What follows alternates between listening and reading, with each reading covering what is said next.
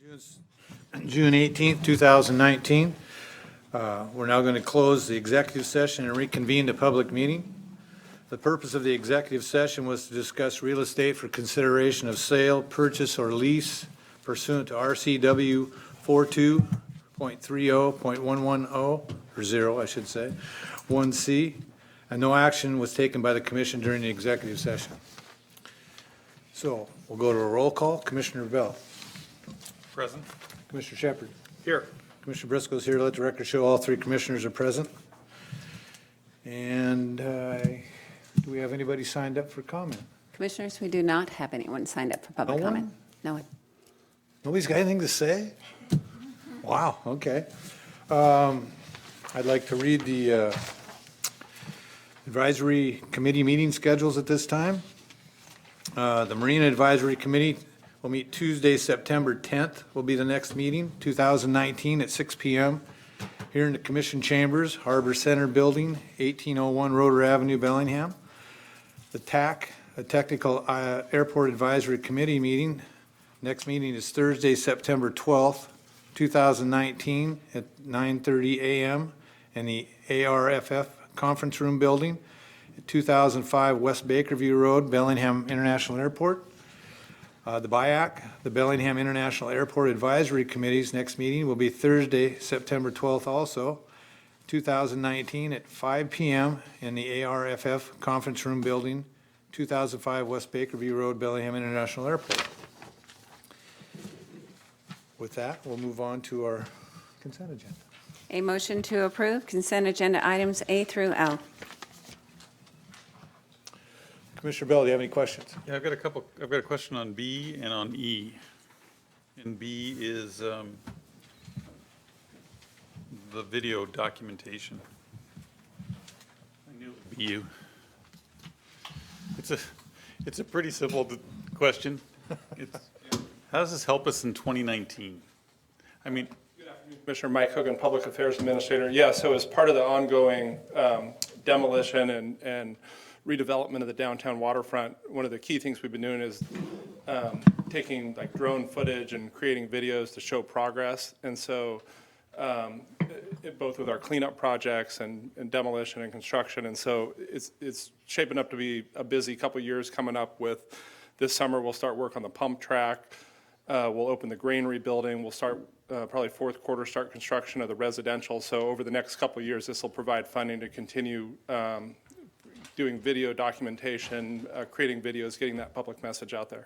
I enjoyed the last one. I'm just wondering the value in this year. Is there going to be enough going on? So this Does anybody really care about a pump track? Yeah, so this, And maybe elaborate a little more on the pump track, actually what it is. Are you trying to pack the house with mountain bikers in the next meeting? I'm kidding. so this won't be just for this year. This will be for the next couple of years. This will provide funding as there's significant events or changes in the downtown waterfront. We'll be able to document that and keep a video archive and also get that message out to the public. Okay, thanks. No, I don't. I love mountain bikers. And E, I really it's just a comment, is just to really, and Sunil, this isn't even necessarily for you to comment on, it's just hard for me to look at all these consulting contracts for people like Jacobs. I complained to Rob once earlier today, is that we spend a lot of money paying people to come from Seattle at $120 an hour to drive up here to go do things that I think we could be doing on our own at some level. And it just seems to me to be a function of government. We have to have a third party do a lot of this work, correct? And it's not something we could do on our own. Yes, and it's also continuity in documentation. So they have some history with the sites. And since we've identified a number of trees that are obstructions to air navigation, we've removed about 130 trees, and we have at least that many more to go. And this is the mitigation site where we have to make them whole. So. Yeah, it was just a lot of money for what I saw as being a fairly rudimentary task, but it is. It's the process. Required. It's actually the county mandated process. This makes you look younger, by the way. Thank you. Yeah.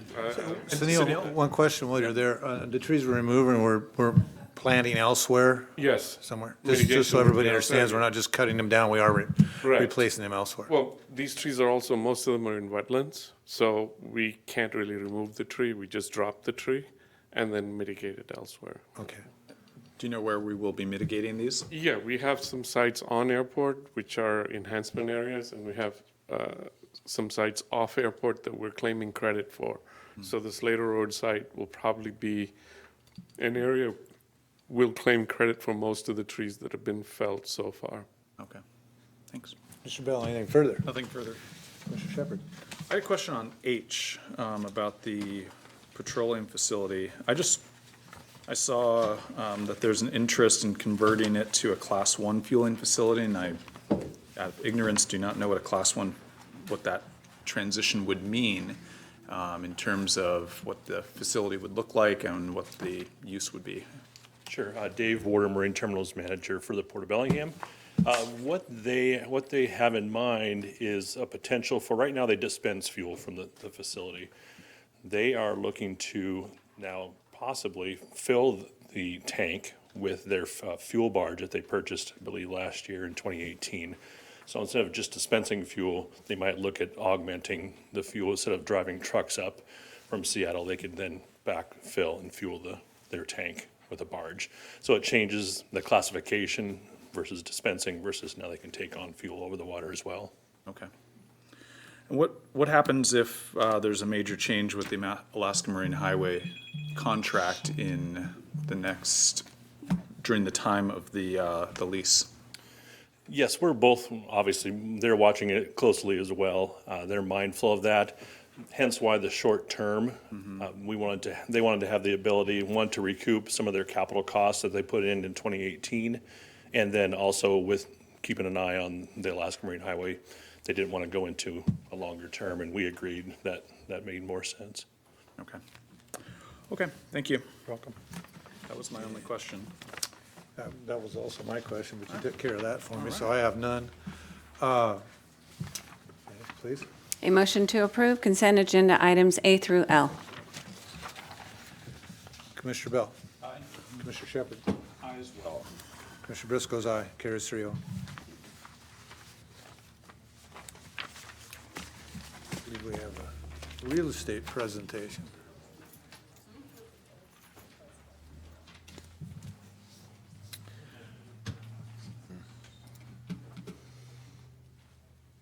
Did you hear a phone buzzing somewhere?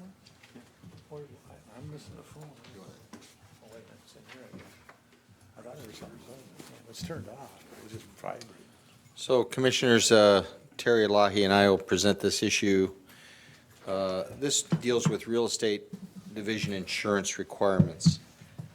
These are standard requirements that the real estate division asks tenants to provide.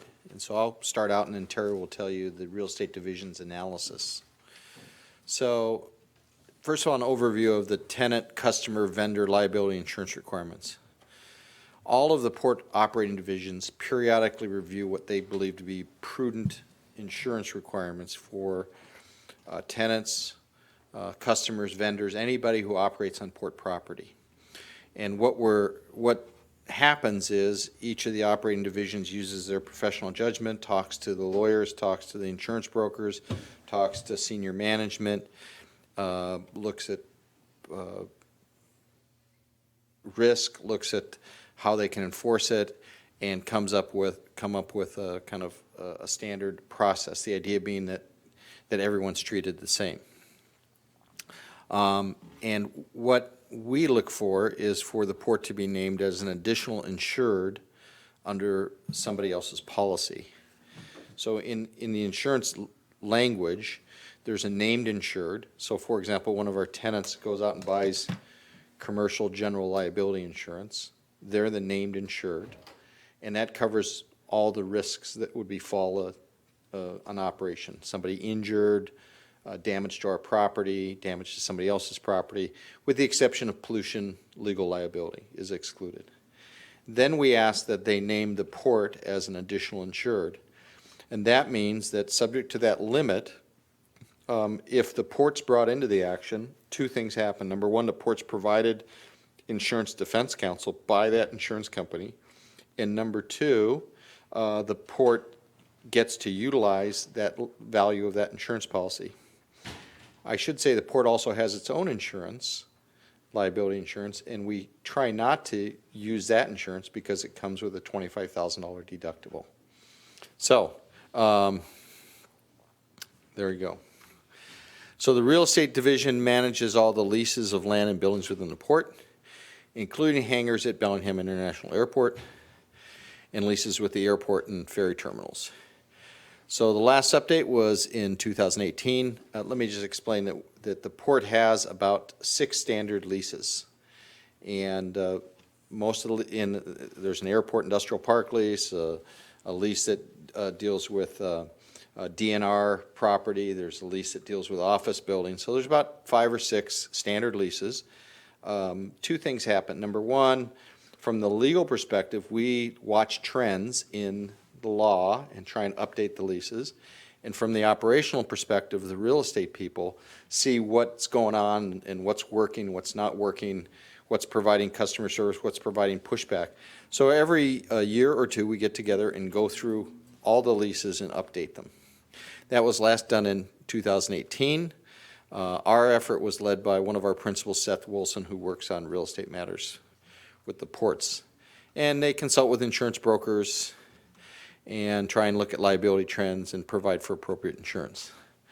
And then we implement the changes, but with 400 leases, it takes time. When permitted, we update language to modern leases. If someone wants to renew a lease that they don't otherwise have a right to, we say, that's fine, but let's update the lease language. And it's an ongoing process. Some older leases don't allow that. They have a right to have their lease at a certain level.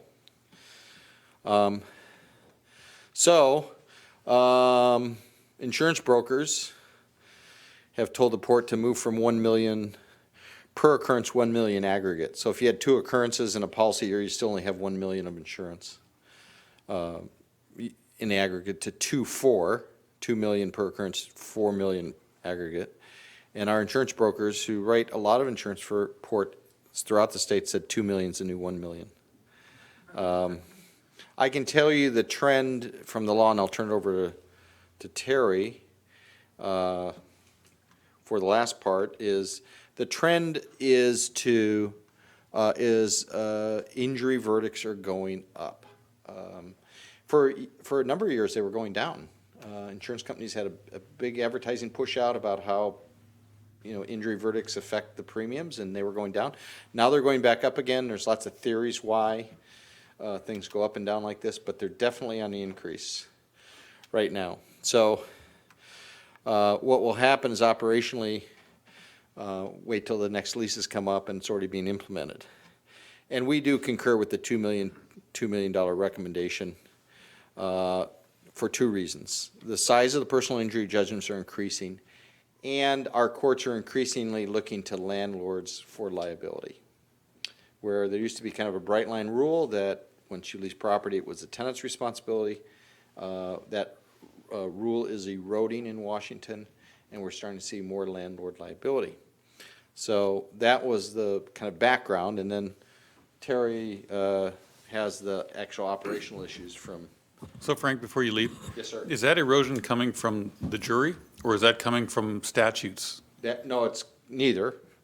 It's coming from decisions by the Washington Supreme Court.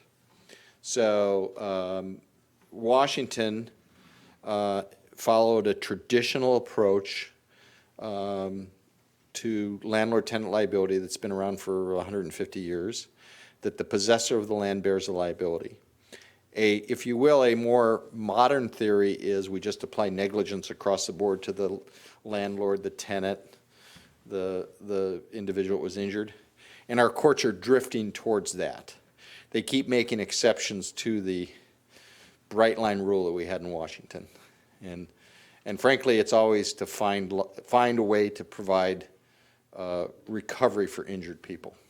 So it's kind of the trend of the courts, I think is fair to say. So essentially, the Met Lab I'm doing in my office, the port is equally responsible for any. Yep. I could fashion, we didn't inspect it, we didn't know about it, right? So, Sorry, Shirley. Yeah, so it just depends. But really, they're basically saying that the landlord is as responsible as the tenant. It's not a bright line rule yet, but it's moving in that direction. And it is a court rulings that are doing that. Yes. What if Shirley knew about them up there? For the tenants, they're purchasing this insurance on the open market from anyone they choose? Right. And let me just say, as a business lawyer, not just representing ports, it would not be prudent to operate a business without commercial general liability insurance. Everyone buys it. I can only tell you that, for example, our law firm buys it. We provide additional insured certificates to both our landlord, and actually, part of our property is a landscape easement from the city, so they require a certificate. The certificates of additional insurance are free. The insurance carrier doesn't charge you anything to put additional insureds in. But everyone buys liability insurance. If not, you're not too prudent.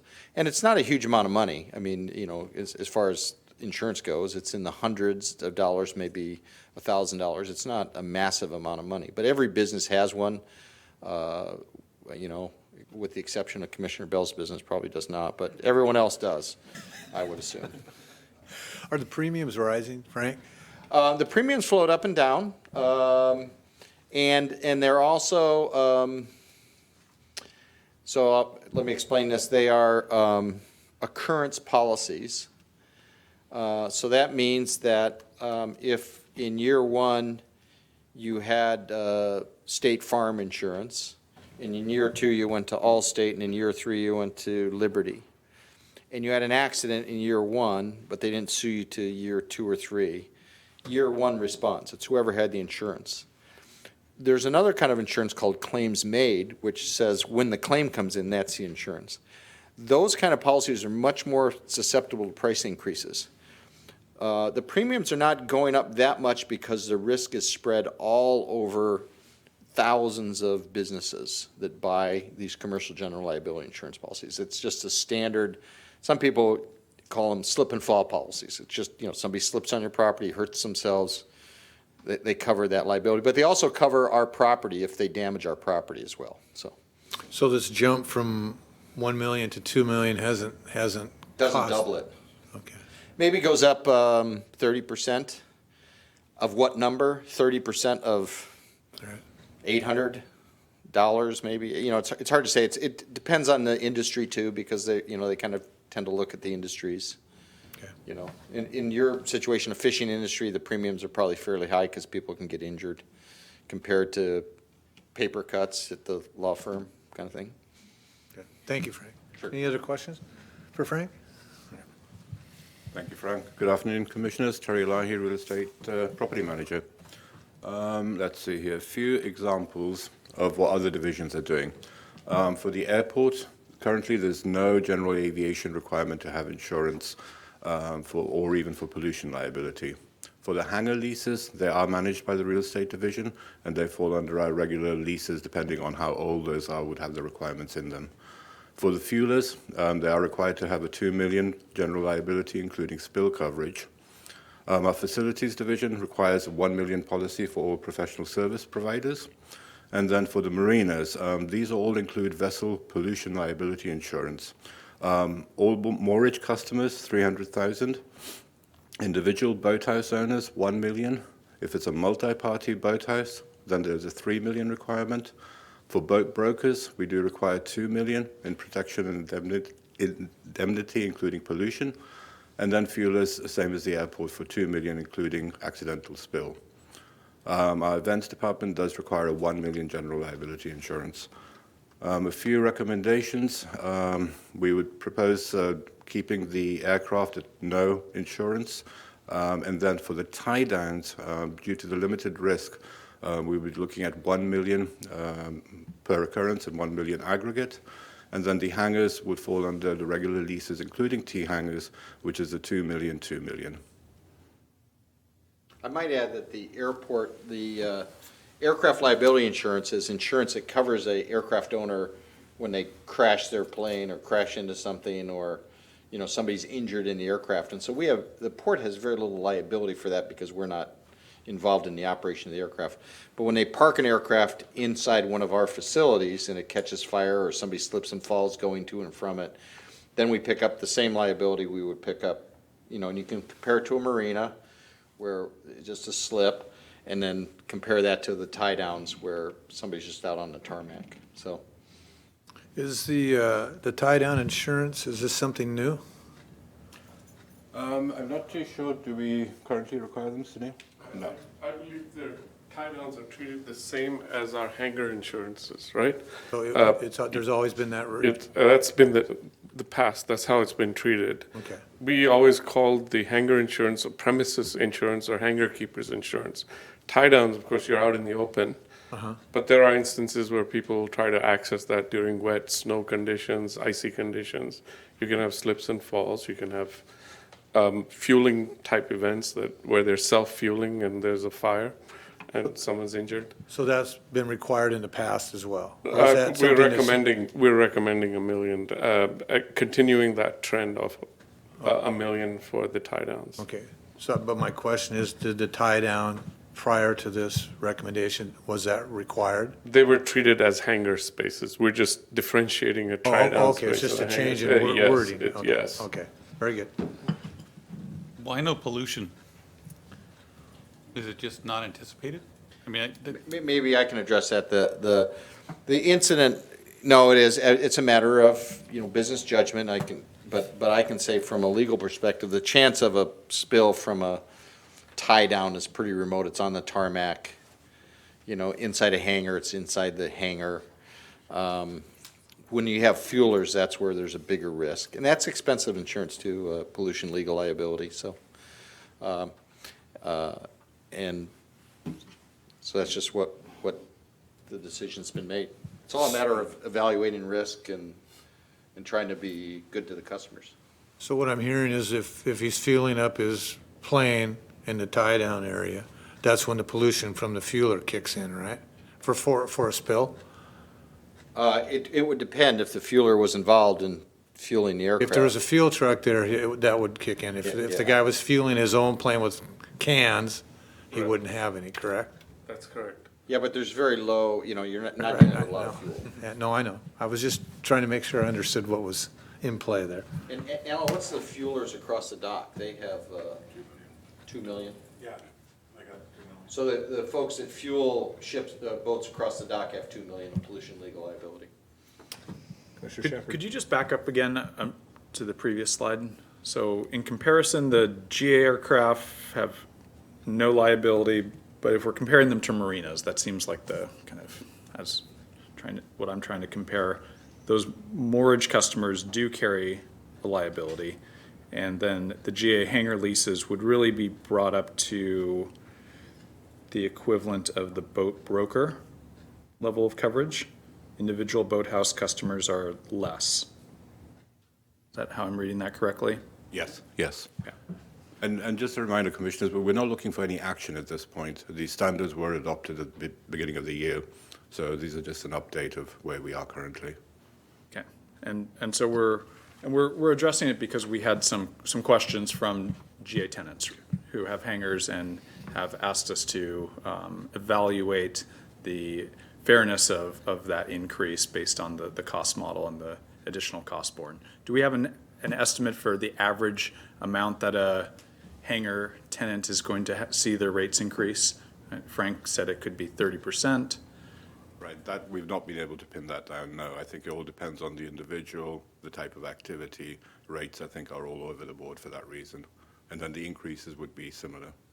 So the rates are going to be, they're going to fluctuate based on the type of plane that they have, the size of the hangar, their history. There's probably a lot of different factors, right? I would anticipate, yes. So that's been, and how are rates in comparison to other airports of our similar size for these hangars?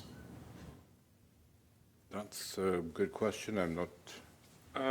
Commissioner Shepard, we are unique in that we have general aviation adjacent to commercial operations with basically a painted pavement marking that says that these areas are demised by this line. There are general aviation airports and commercial service airports. Most general aviation airports that don't have commercial activity are about $1 million. Our situation is hard to compare with other airports because of the proximity between JA and commercial operations and a fueling operation that kind of sits in the middle. We don't see any significant increases based on the overall cost of owning and hanging an airplane. That's 30-40% on a policy. The reason we don't have the GA aircraft liability requirement is the state doesn't require it. There are some states that require it. The Fed doesn't require it, and Washington State doesn't require it. So, And Commissioner, I will say that I would just be predictive. If you went back in time, I suspect the $1 million has been around for a while. And if we check back in with other airports, they will be saying, well, Bellingham went to 2 million, the broker's saying 2.4. So I would predict this is going to propagate throughout all the ports that are in, talk to these brokers.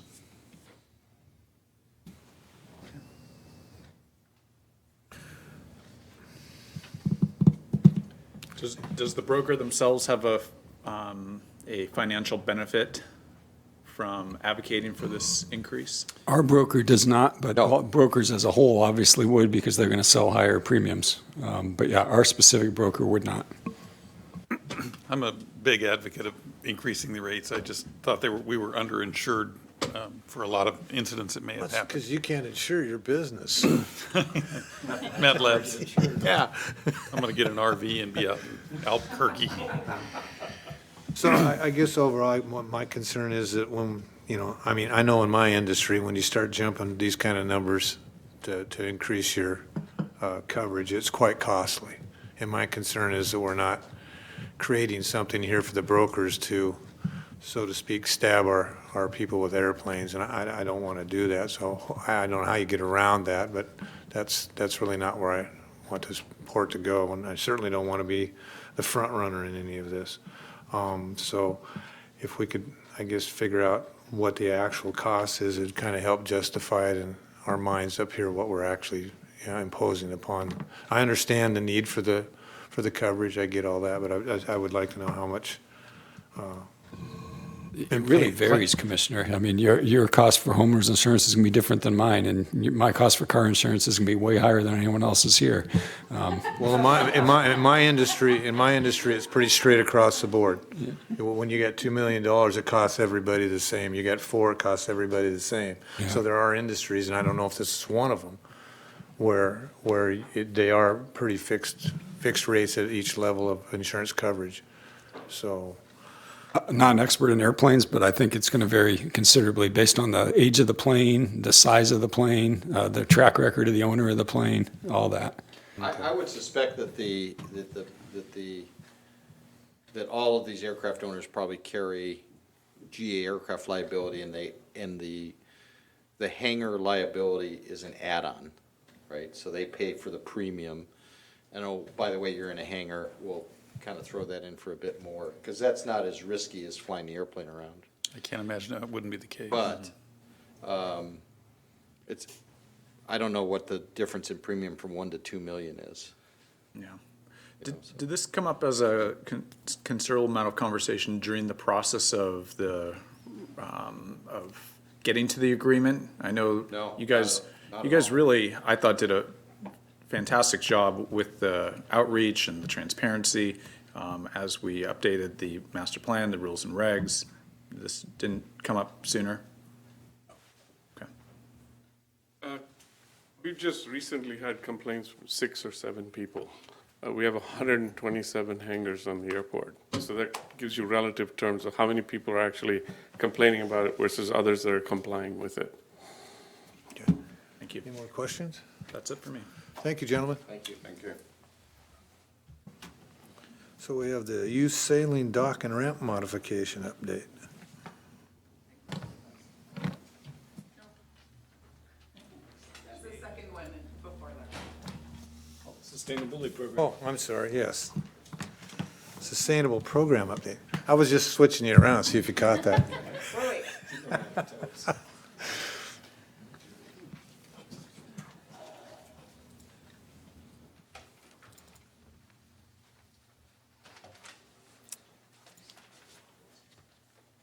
Okay. My name is Adrienne Hedgedis. I'm an environmental specialist with the Port of Bellingham. I manage a couple of programs here at the Port. One is the Environmental Compliance Assessment Program, which I've talked to you about before. I'm planning to update you separately on that program, just in the interest of time today. But I would like to talk about what we have going on with our sustainability program. And so this is just a status update for you. There's no formal action to be taken. I am definitely looking forward to any suggestions you have at the end. So first of all, I want to remind everyone of our mission statement, which is to promote sustainable economic development, optimize transportation gateways, and manage publicly owned land and facilities to benefit Whatcom County. The Port has a number of core values. The last is that we pledge to work cooperatively with other entities within the framework of community standards and to be a responsible trustee of our publicly owned assets. So sustainability on the economic, social, and environmental side all align us with the expectations of our community here in Whatcom County. Today I'm going to be going through a few things that we have going on: the Sustainability Committee, our waste reduction efforts, various environmental certifications, some shoreline cleanups, not on the environmental side, but more on the marine debris removal. I'm going to be talking about some of the energy efficiency and renewable energy that we have, and sustainability and/or climate plan at the end. And so that climate plan or sustainability plan, whatever it winds up being, would really help to drive a number of other things, including the other items that I'm going to be talking about. So just keep that in mind as we go through. So first of all, our Sustainability Committee, this photo is from our last meeting. We meet twice a year. This one was at the Chuckanut Brewery just up the road. They have a number of sustainability initiatives going with their brewing, and so we went to take a look at that. We did not drink the beer, but we did tour the facility and had our lunch and our meeting there. Clarified that. We have about 20 representatives, a very good representation from across the Port. And those representatives really are our sustainability champions. So in each division, they're really helping to make these things happen. And I want to thank all of those people who participate in that for doing the work they do. We get together, we educate each other, we brainstorm on issues that might have, on solutions for the issues that we might have, and collaborate on those as well. So. One of the things that we are doing is waste reduction efforts. So we're looking at the Towards Zero Waste program, which is administered through Sustainable Connections. And we're starting with the administration building. So Elise Cords has been managing that for a couple of years now and has really reduced the amount of waste going to our landfills from the administration building, which is this one. We're also advising other staff on waste reduction on internal events, so whether it's the Towards Zero Waste, whether it's procuring things that could be thrown in a compost bin rather than the landfill. We're providing resources for those, organizing external meetings and events at the Port. We have started in the last few months a program at the Bellingham Cruise Terminal, so the staff there have completed their pilot study there and have reduced the size of the dumpster that's going to landfill and has replaced that with a smaller dumpster for the Food Plus waste, and they've actually reduced their overall costs there. So it doesn't come without challenges. You always have to monitor and make sure those aren't being contaminated, because SSC won't take it to the compost facility if it's full of plastic. But I think that's a challenge no matter where they're operating. So it's not that unusual. We are looking next at expanding it to the ARF at the airport and hopefully to the public areas after that. Adrienne, for the meetings and events, do we have any guidelines in terms of our packet that we have for when people rent our facilities that encourage them to utilize compostable containers, reduce single-use plastics, or anything like that? I don't have it memorized off the top of my head, unless anybody else here does. Don't see No, Tiffany. nobody's jumping up, but, so I'd have to look at that. I believe there's a one-liner in there on that, and then through the events section of our website, we point people towards the sustainable connections information instead of reinventing the wheel at our end, so. But there's no requirement, it's just more of a suggestion. Okay.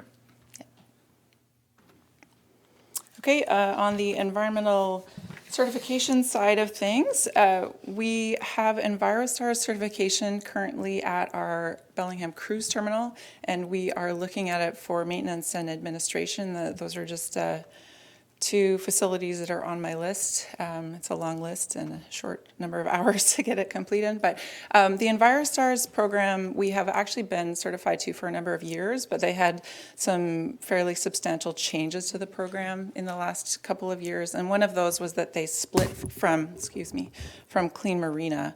So it used to be that if you had one of those certifications, you were automatically certified to the other. That's no longer the case. So again, we do have the EnviroStars at the cruise terminal and working on it for those other two. And we do have Clean Marina certification at both Squalicum and Blaine Harbors.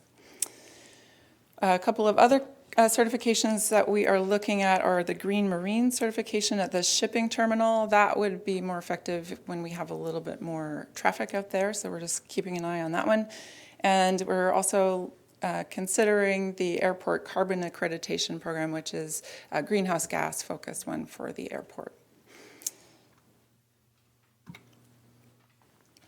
Adrian, would something like the salmon safe landscaping fall into that category as well as one we're Yes. considering? Yes, and that's one that we are looking at as well. Thank you.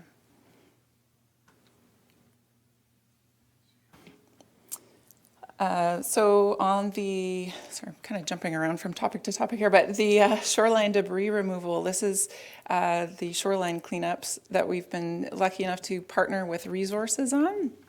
So they've been able to help drum up some volunteers to help us with some cleanups. We've had 2 cleanups now out at the peninsula that's between Mount Baker Products, the Gaston Bay Building, and the cold storage. The first one, we had about 70 people show up at in March, which was pretty impressive. We cleaned up a 4-yard dumpster and had quite a lot of recyclables as well. So that little bay is actually behind a breakwater, and it collects quite a lot of material in there and doesn't really get flushed. I should stop talking. You're not liking that microphone today, are you? So that has been an area that we've been focusing on to get rid of some of the stuff that's out there. And we will be doing more cleanups on there in the future. Can you tell me the nature of the debris that's from there? Is that stuff that's washing in from the water? Or is it stuff that's coming in from The creek? or the land? Yeah. Yeah, both. There's definitely a lot of cigarette butts from the land side and Is it and a lot lots of people down there using it and discarding No, I think the majority of it is just stuff that's washing in. from the creek? Yeah, or not from the creek, but from the bay itself. There's a lot of netting and stuff that's also kind of trapped in the riprap out there that we can't get ourselves or with volunteers. And so the Department of Natural Resources actually has a program that they are going to be helping us with in the fall for that kind of material. They've also been really helpful in getting rid of some creosote logs that have washed up on our beaches over the last couple of years. And these photos show the before and after of, this is actually the little beach that I was just talking about over on the other side of cold storage. And you can see on the left-hand side, those are 2 of 5 marine floats that have washed up from somewhere, we don't know. And you can see they're essentially like a 4-foot by 3-foot by 10-foot chunk of styrofoam encased in concrete that washed up there. And the DNR actually came and got rid of those for us at no cost to us, which was pretty fantastic. And that allowed us to get at more of the other plastic and stuff that had washed up there. So definitely want to thank the DNR for that program. Are there any more questions on the shoreline cleanup at this time? Trevor? Commissioner Bell? Okay.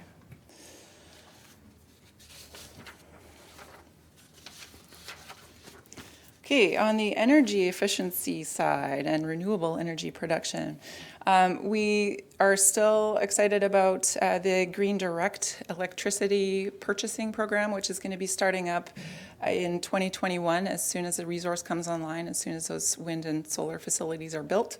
And I talked to PSE this morning, and they're still expecting Q1 of 2021 as the startup for that. And those will be the port-controlled buildings. So there's a number of buildings that are, as you know, tenant-controlled, and we did not include those in our purchase. We really looked at what the port controls for that purchase.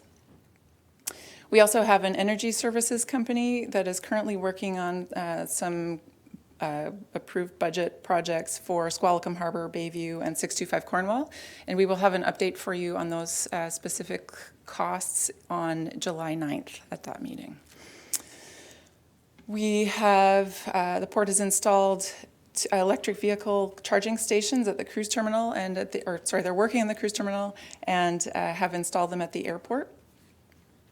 We are looking at doing sort of a broad energy efficiency audit of our facilities in general. Our staff are doing a lot of good work in getting those going, but as far as overall tracking of that, that's something that is a good opportunity, I think, for us. The cruise terminal solar project, we did not get the grant from the Department of Commerce on that. So that leaves us with a number of other options that we'd like to talk to, and I can speak specifically to those or not at this point. There's a lot of detail. I think what I would recommend on that is that we sit down and have some more meetings with some solar providers in Whatcom County, and get you some details on what a partnership might look like, whether a capital project makes sense. And that kind of leads us into a discussion on criteria for any solar projects that we want to be installing on port property. So we've been approached by a number of companies out of Seattle, for example, who would like to offset their energy use for their building standards there by installing solar here. And so, are we looking at that benefit as going somewhere else? Should we be looking at only selling that to people in Whatcom County? That's one of the criteria we've been looking at. Discussing what the rate of return could be on that, and what we'd like to see in a payback period. For those are just some of the issues with solar projects.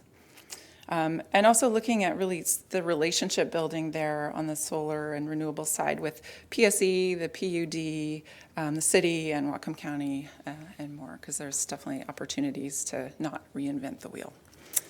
And we are definitely looked at as having a lot of space and a lot of potential for solar, so we'll be working more on that. So for the solar, one of the options is potentially having some public-private partnership where there's some funds that come from the outside who are potentially able to utilize the tax credit. Yes. The biggest challenge for us as a municipality is we don't get the federal tax benefit because we're a non-taxed entity, and then we don't have the ability to utilize the state incentive program either for the production benefit. We would have been eligible for that state incentive program, but unfortunately it's run out. So Yes, there's no funding left there. They set it up to fund 8 years and it was gone in one. It's been extremely successful in terms of utilization by individuals and businesses throughout the state, but it hasn't been something that it seems like a lot of municipalities have put to a lot of effective use. Mm-hmm. So whereas an individual homeowner can pay this off in 4 to 5 years, a substantial solar investment for municipal groups, it's a bit longer. And so some organizations are utilizing these partnerships so that we bring in some outside money, they get those tax benefits, we get the solar benefit, and over the long term, it's a better opportunity for both. Mm-hmm. And I know PSE is potentially interested in some of those kind of partnerships as well if they were able to get the renewable energy credit. Yeah, so we'll be looking further at that in more detail, definitely. Yeah. Any other questions there before I move on? Okay. Okay, and then, last but not least, looking at creating a port-wide sustainability or climate policy and/or plan and what that might look like for us. So we've been evaluating different plans for various neighbors, the city, Whatcom County, other ports, other airports, just the Lummi in particular has a good one as well. So evaluating the key components of their plan, so looking at the goals, their targets, kind of discussions of what their own issues and challenges are and what they need to look at as far as, say, a greenhouse gas inventory, what that might look like, what is in scope for them. We're currently looking at the influence from and potential partnerships with other local climate and sustainability policies and plans, and thinking about our own overall goals and targets. And there's big opportunities there, as well as for reporting on what we're doing, not only on a greenhouse gas side, but on other sustainability wins that we've had. We have a 2013 sustainability report, and there's definitely an opportunity to present that information as it's updated now as of 2019. There's definitely a range in how we could do that. We have a number of kind of success stories kind of scattered through the website, but we could be bringing that together. Some of those other plans actually have reports associated with them that are third-party verified to an international standard, so I don't know that we need to go that far. But it would be nice to have a succinct report on that. There's an opportunity there.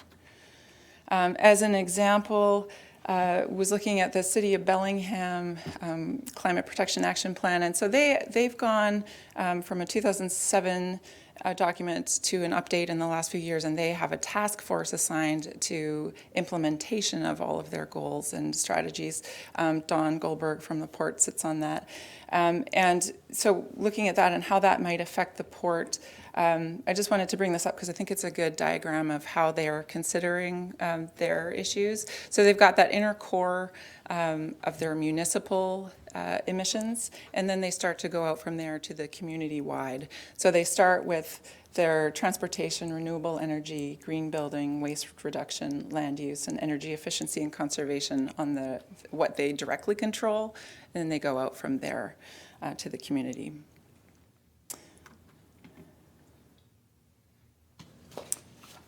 So for the Port of Bellingham, we definitely have a lot of opportunities and unique issues. We're uniquely situated in Whatcom County with a lot of potential influence from numerous other jurisdictions. So we've got collaboration opportunities with the Lummi, Western Washington University, the city, Whatcom County, the PUD, other cities in Whatcom County. So we'll be looking at that as we go forward. The port has multiple transportation hubs, so looking at our air, our rail, our sea, and our land, that really situates us uniquely here.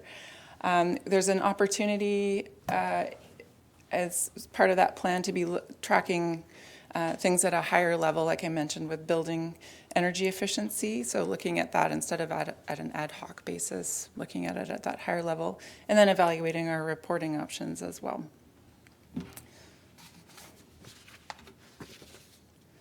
So the next steps. We'll be addressing a few more questions, like looking at what a cost analysis might be for an inventory of our greenhouse gases and energy use. Looking at what the appropriate type of policy would look like for the Port of Bellingham, whether that's a resolution or a full-on policy or a report or a plan, or kind of making some recommendations there and getting a team together to look at that.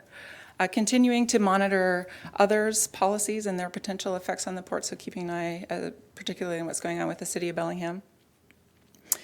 And setting up internal team discussions to look at how a policy or plan or whatever that looks like might affect various operations and how that would look like in return. And then updating you again in early 2020 we're looking at. So is there anything that I'm not thinking about that you can Commissioner Bell? allude to? Commissioner Shep? Well, I think one of the things we could also put in here, because we work on economic development, really drawing strong conclusions between how environmental sustainability feeds into positive economic development. I think we can see that with growth in industries around solar installers, solar manufacturing, and that's certainly just one segment of the industry, and I think we can paint that picture so that we're ensure that it fits within our mission, and also set some example for the other 75 ports in the state. To I think we'll be increasingly looking to us for example on ways to move forward here. And I think having those metrics is really useful.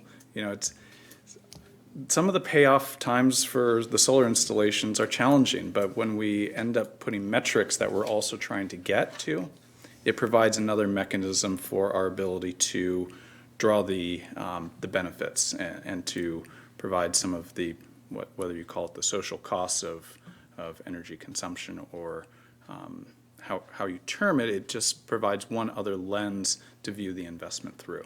And I think that's useful. And it also, as I've said before, allows us to toot our horn when we've done well.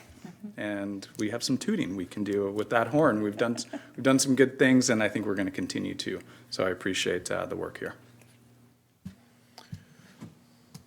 I think I'm done.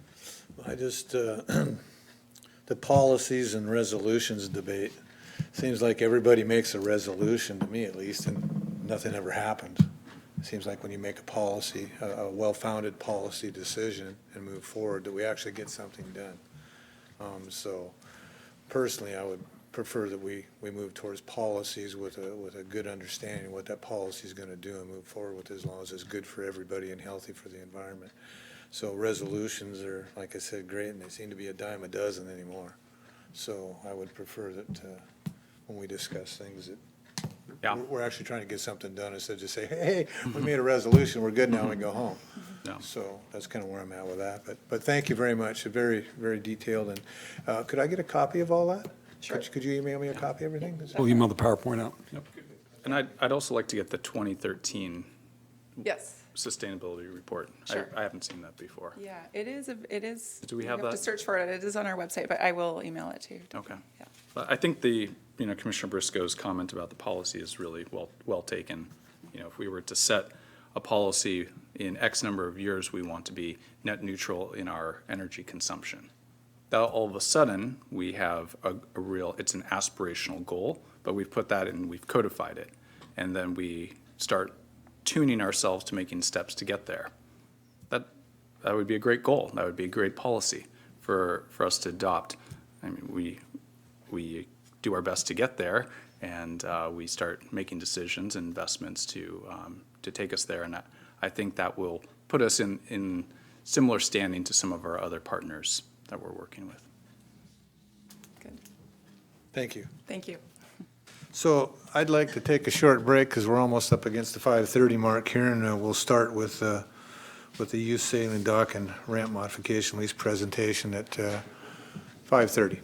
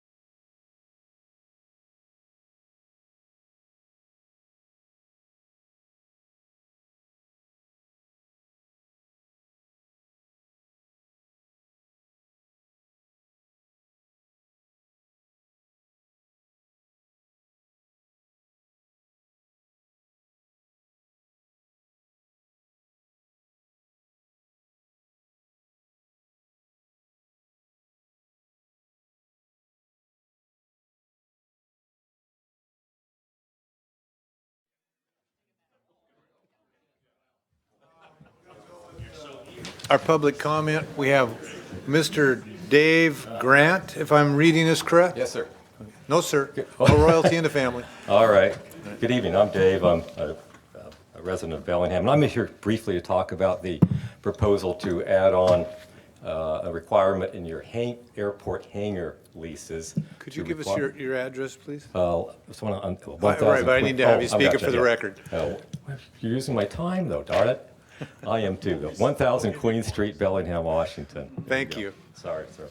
Well, anyway, I'm just new to this idea. I just got word of it a few weeks ago, and I just wanted to make a mention of a couple of things. First of all, I think one of the things you need to really assess is whether you even need to go down this road or not. I think if I were in your shoes, I would be asking the staff for some sort of actuarial data that would support the proposition that this move is necessary to impose upon the tenants. I get it. It's pretty simple, cut and dry. I hear that my staff says, hey, guys, we got a risk of loss here. In spite of the fact that our leases include a hold harmless agreement. As a tenant, I'm supposed to defend the port if I screw up and the port gets sued, right, because of my screw up. However, hey, I've got little pockets compared to yours, and you're going to get sued, and you're going to have to pay Frank to defend that hold harmless agreement, and you're going to lose money. So, hey, it makes sense, logic. Let's pass, and plus the staff can say, hey, guys, this is something we can just pass along, to the tenants, and they won't care. Aside here, I own property in another state, and there's a municipal tax to help fund, a home, low-income housing. But it's a tax on rental property, and what the tax does, what we do as landowners, we just pass it along to the tenants, which somewhat defeat the whole proposition behind the tax. So what I want you to do is think about the logic behind imposing this sort of requirement when it may not be necessary, and it may just undercut your cost to the tenants. I'm a tenant, and I want to spend as little as I can, and this is just an additional cost that may or may not, I don't know, be necessary. But let's say it is necessary, go down that road. A couple of things that I've run into real quick is I'm having trouble actually finding a vendor to sell me some. I just went I looked around today. My Allstate agent, for example, said, hey, Dave, we can't insure you. We'll have to go find something else. So I know it's going to be a problem for me as an individual to get the coverage. And I think that ties into an idea that perhaps here's another problem. You require all 50 or 60, let's say, of us hangar tenants to get our own insurance, right? So you're going to end up with 50 or 60 potentially different products, and your staff should be thoughtful enough to have to review all those things, right? And some may be up to snuff, some may not be. So one of the things you might want to consider is perhaps reaching out and determining what your risk of loss is. Seek out a broad, an additional policy on your own, and having us tenants just pay our pro rata share of that particular policy. Then Smellick over there only has to read one policy and go, hey guys, this satisfies me. I don't have to sit and read 50 or 60 different policies. And you've got more buying power than I do as an individual. As a hangar tenant, I'm just told, hey, we're doing this. It's going to cost the port X number of dollars. Hey, we've got X number of hangars. This is what we're going to increase your rent. It's simple to me. I don't have to run around looking for a vendor, do the work on my own. I just pay a little more every month, all right? And your risk of loss is better covered, I think, at a less cost to you with regard to your staff review time and so forth. Well, that's basically what I wanted to mention to you. And please think about that idea of getting a bulk policy to relieve the burden on me as an individual tenant to go out and find it. I know I've talked to a couple other renters out there, and they're a bit surprised by it. And they're a bit thrown off and go, what the heck am I going to do? But if you offered a product, hey, and just include it in the rent, easy. Also, are you going to require that? What I've heard is I have an enclosed hangar. There are also tie downs where the tenant just ties their airplane down on the ground. And I wonder, are you also going to require an insurance of some level, at some level, for the tie down tenants as well? Because frankly, one of the things I could do was just move my airplane from the hangar, save some money and tie it down. So think about that aspect of the situation as well in sharing this risk of loss. And let's see. Thank you for your consideration. Appreciate your time. Thank you, Mr. Grant. Okay, I think Rob, you have something to? Well, just a couple things here. One, to say that staff doesn't consider the impact on the tenant is ridiculous. Of course, we consider the impacts on the tenants. We look at the financial implications of this. The port could certainly get a policy. Maybe we could figure out how to divvy up that premium. My experience when you start combining people onto policies is the holder of that policy is the one penalized. So in this case, you're going to penalize the taxpayer for individuals' airplanes. I don't think that's real fair. Are you reading my questions I've got written down here? Because that was one They're of them. probably all coming up to all of us at the same time. But yeah, it's on the tie-down issue. Yeah, the tie-downs are required to have insurance just like a hangar owner. Yeah, were you here for the presentation on the? No, I apologize. I was told it was at Okay, 5, so I. Okay, was we covered some of Some your questions. questions in there, yeah. So Okay. if you have any further questions, you could contact Sunil or someone Okay. in the airport department. Oh, sweet, Yeah. thanks a lot. Okay. Appreciate it. Thank you. Okay, I guess we'll move on with our used sailing dock and ramp modification update. Kyle, if you please.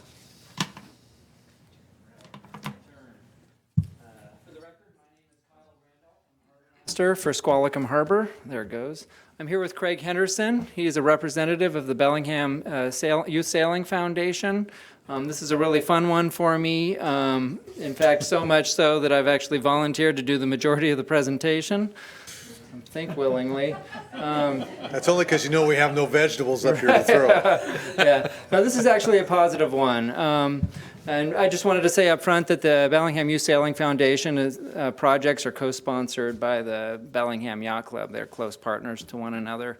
Basically, today is an update to the commissioners to give you guys an idea of some tenant improvement projects that the Bellingham Sailing Foundation is proposing.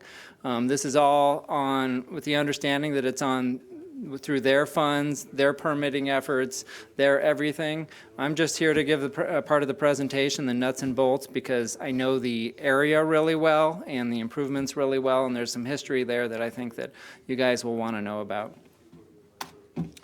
Okay, so the area in question is the Zwanich Park Day Dock. That's in the center of the screen on the lower side, the small dock that juts out. Here, I'll zoom in a little bit right there. There's two proposals that they've come to us for that we think are great ideas, or I think is a great idea. I should speak for myself. But just so you know, that dock was originally put in 1992. It was grant funding from RCO, Recreation Conservation Office. The idea being that they wanted a space or thought it would be a great idea to put up a space where someone could tie up for a few hours at a time and visit the park and do whatever else they need to do. That's a great concept. In reality, I mean, hindsight is a wonderful thing to have after 30 years of history. But the reality is, if a customer is coming by boat from outside Whatcom County, they're staying the night. They're not going to come here and then leave again. That dock has no amenities, no power. It's not near the restrooms, so it really doesn't work for that function. And they're just going to go to our visitor docks. If someone's in Whatcom County, they either already have a slip, so they don't need to tie up, or it's probably not real practical for them to take the boat on the trailer, launch it, drive it 300 yards, park it for a couple of hours, have lunch, and then put the boat back on the trailer. They're going to come by car to the park if they want to. So the reality is that dock has gotten very little use over time. So much so that several years ago, the Bellingham Sailing Foundation made a proposal to the commission. They would like to run youth sailing operations off of that dock. It's a great use of that space. This is a really exposed area, so you wouldn't really permanently berth a boat there anyway, but putting dinghies on racks does work out for them. So the commission agreed to that. They allowed them to put that grid float that you can see on there. If I can point at it right here, it's a darker gray with the blue dinghies on top of it. They put that in on their own dime. They did their own funding to get that there, and they do all of their youth sailing activities off of that float. It's a wonderful program. It really benefits a lot of the younger generation. They cater to 8 years old to 18 years old. And so their proposal on that area is to double the amount of grid float they've got there and take up that north side to mimic what they have on the south side. From the harbor master's perspective, again, the customers aren't using that dock anyway. The port uses it occasionally for events, to bring in a boat like San Juan Cruises to come tie up and do a ferry service, the cold storage for Sea Feast, for example. We would still get that use if the U Sailing Foundation put a secondary float on there. So we don't really lose out too much, but the Sailing Foundation's able to double their amount of capacity so that they can bring more kids in through the program. Question, the float is going to be the same as on the south side, so it'll be tapered down like that? Or is it going to be a regular float?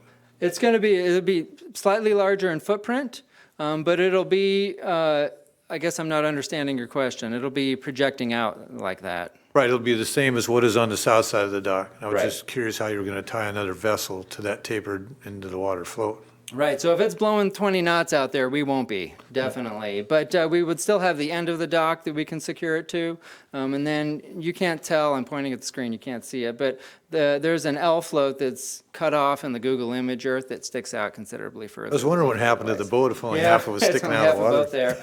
And, yeah. So they could still tie on the L float to service the Sea Feast function when it Yeah, happens? I don't have any concerns if the wind gets so high that we have a concern about tying to that dock. Drew's not going to take his boat out anyway. no. Yeah, so it's really not going to impact us in that way. So that's proposal number one. We will have to go to commission in the future on this anyway, in the future, because we would have to do an amendment to their agreement that they currently have with the Port of Bellingham. But between now and then, they've got to do a lot of work in permitting, and they've got to do some design. They've got some estimates for the floats. So as long as the commission doesn't have any heartburn over that, we'll progress. We're not looking for a vote today. We're just looking to make sure that you guys don't have any issues with that proposal. So I can't tell, is this over water coverage addition, or is it suspended, or is that actual float? It would be over water coverage, and they will have to permit that. And they are actually really fortunate that they've got a volunteer named Lyndon Lee. He's in the audience today, and he owns an environmental consulting firm, and he's been doing all of the legwork for this. He's reached out to all the permitting agencies, and he's confident that they're going to be able to get this through with no mitigation or very little mitigation. And if they have to do mitigation, they understand that that's on the Sailing Foundation's efforts. Yeah, because we don't have enough. Yeah, we're not overwater getting any coverage. credits after this, definitely. Okay.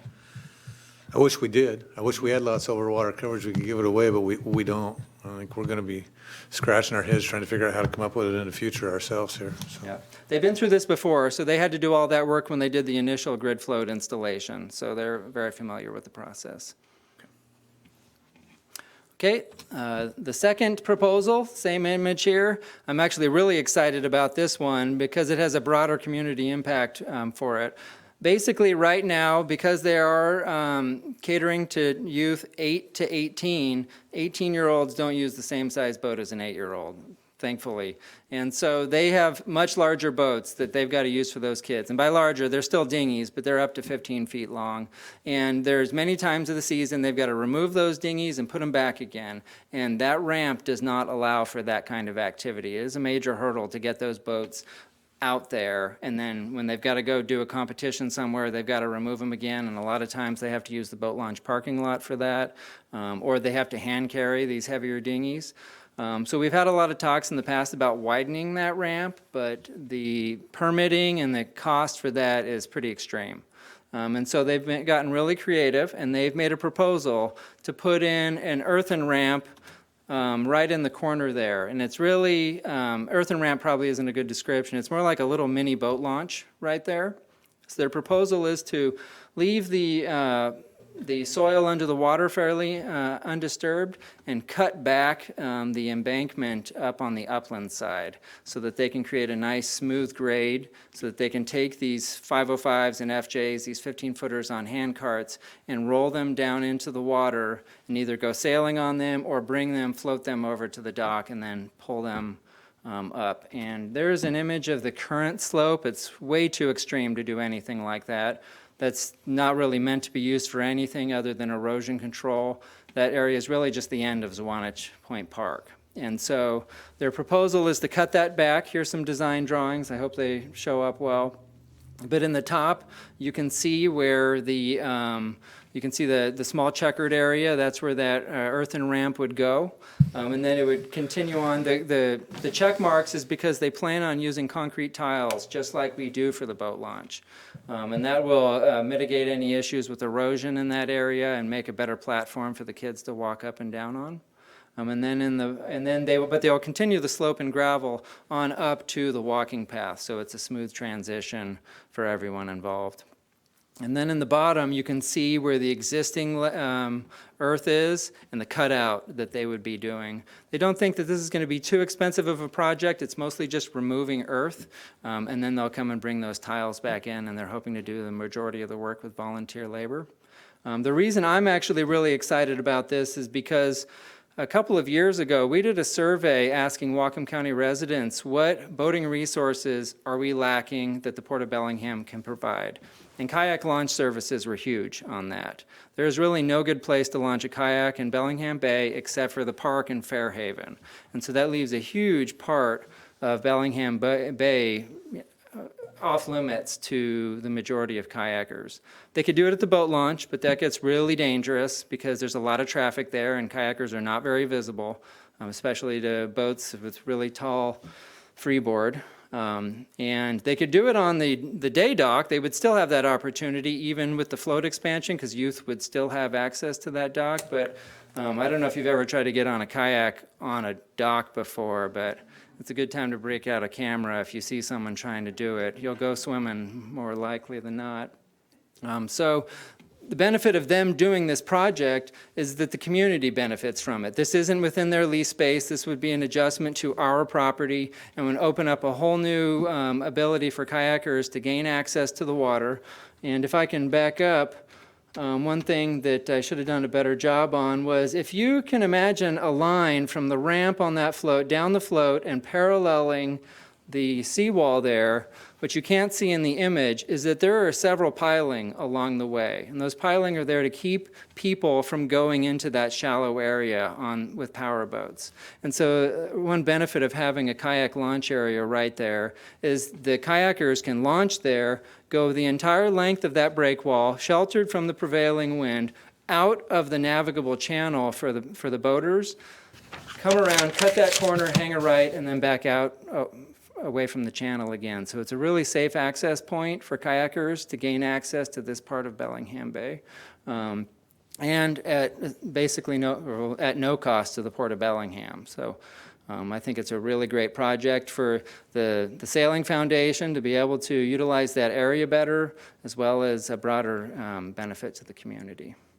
So those are the projects that I have right now. I've got Craig Henderson here, and he's here to answer any questions that you have on the Sailing Foundation, funding, cost, anything like that. He's the guy to answer those questions. Thank you, Kyle. Commissioner Bell. No, I'm a big fan of this program. I actually watch your boaters from my office a lot, especially when they go over. That's a kick. Is that when you get the shades up so you're not doing the other really stuff there or what? It's really a great growing. It's non-gender specific. Actually, the girls do a lot better than the guys because the guys have to grow up. They do with most. They do with most things. Yeah. Yeah. So it's a kick to watch, and I'm a big fan of seeing how this happens. It's also very green. We just had a little discussion about environmental. We sequester carbon in our boats and our sails, so it's a very green activity. Other than having to get there. No, I have no questions. And, are you confident in your ability to get permits for this, the kayak launch? Or yes, I did the permitting the first time, and I was familiar with all the agencies, the port, about 9 agencies. Luckily, we have a professional that does it this time. Not that I wasn't professional, but Dr. Linden knows all the parties, and he had talked to the parties, the agencies, and they were asking him, "Come on, Lyndon, where are those applications? We want them." You know, so, would you agree, Lyndon? We've got a very positive response. Yeah, and it's a pretty. low impact, very easy sell. I have a Seattle Mariners hat if you want to take it in. It might help you a little bit. And so, do those parties include Illumination that you've been consulting with? Do those parties for the permitting include Illumination that you've been Yes, consulting? they're covered under the Army Corps of Engineer. Yeah. Yeah. They're covered under the Army. They administrate, or they do, that's where it gets administered, if I Yeah. understand correctly. It gets administrated, but have they been consulted, I guess is my question. That's part of the procedural outreach that the Corps would conduct under Section 10 of the River and Harbors Act and Section 404 of the Clean Water Act. So we will contact Lundy and there'll be a back and forth on that. So I think, I'd like to ask the question, I think what you're trying to get to is, and it would be for Frank and staff, it wouldn't be for you folks. Frank, would this fall under new projects, under the agreement we have, or would this fall, where would this fall? Because I believe that's the question you're alluding to, and we've had, and the only reason we ask is we've had a little problem with some other folks that were doing their permitting on their own, but it's on our property, so I'm not sure where that would fall. It is most certainly a new project. Exactly. It's not repair and maintenance of an existing Right. facility. And yeah, I believe the tribe position will be that this is a port project because it is on port property. That's been the history lately. And as Commissioner Briscoe was getting to, we've spent a huge amount of time getting a successful agreement, initial agreement with the tribe. There's a lot of goodwill that's been created through that. It's mutually beneficial, and we want to make sure that we continue to have full and open consultation. And so what we hear from the tribe over and over again is that they want to be at the table and not on the menu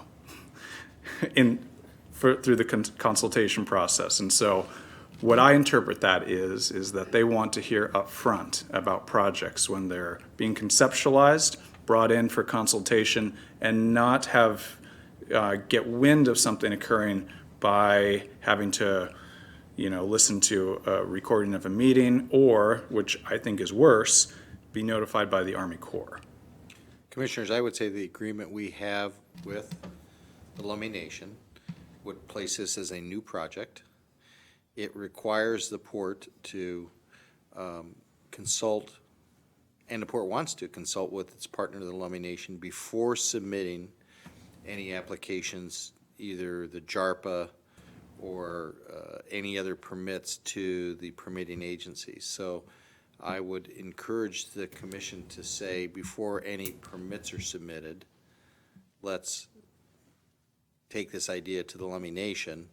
Then obviously, once the JARPA's, the permits submitted, then the Corps has a separate obligation to consult with the tribe. But that's not the port's obligation, that's the Corps' obligation. Correct. That seems prudent to me. So to expand on that a little bit, I'd like for the record to say that this is not, at this time, an action item. We're not considering doing this at this time or voting on it. And I would ask that staff is in contact with the Lummi Nation tomorrow to talk to them about this. And before anything goes any further, we're not opposed to this. I'm not saying that. We have some more prudent steps that we have to take before we really discuss it wholeheartedly and entertain action on that. So, Yeah, I'm in agreement, and I think that should really be our policy when we're dealing with in-water projects. Right. I mean, I think that's where we're trying to get to. I think that's where staff has been working with us to have that mutual education experience where we understand what's going on, staff understands what's going on, and we're also really working hard to interpret what we're hearing from our tribal partners. So, I love the project. I don't, projects like this have lots of mutual benefit for everyone. This is a continuation of it. Yeah. The previous flow was done about 10 years ago. Yeah. And I think this is a continuation, expansion of a good community legacy project that will help everybody. I Agreed. totally agree. I'm not trying But to following the disagree. procedures is very important. We just have some new protocol we have to follow with our partners here. And if they can do that as soon as they could, that'd be great. Yeah. So one other thing I may bring up at this point in time, as long as we're here, is to staff and our executive director, that if we have modifications like this that are going to be presented, I would like the opportunity to speak to the other folks prior to our presentation at the meeting. I think it might save us a little bit of heartburn. So we might have to change our protocol a little bit in how we do this, to some degree maybe, so that we're not making things aware kind of publicly before we've spoke with those. I may be wrong, I may be seeing this wrong, but Well, I'm not sure how. Yeah, how we- it's definitely a complicated issue because what we're saying here is that none of our tenants can go forward without our permission, and we don't have that. But that's what we're saying, and we don't have that in any of our lease language with those tenants. So there's one tenant in particular, not this instance, but we have a tenant that went forward without our permission, but there's nothing in his lease that says he can't do that. So. I mean, we just need to have the discussion with the nation on how do we proceed when we have a tenant that wants to do something new and it's there. And we started that discussion. We haven't by no means concluded it, but we did start that with our last meeting with them. I think there has to be more conversation around this. Right. Okay, just as long as we have that, we're Yeah, good. for sure, for sure. And I think it's a great idea, and I hope we can move forward with it, and all parties will be on board. Okay, any other questions? No, we wish you will. Thank you. No, thank you, Kyle. Thank you. Good.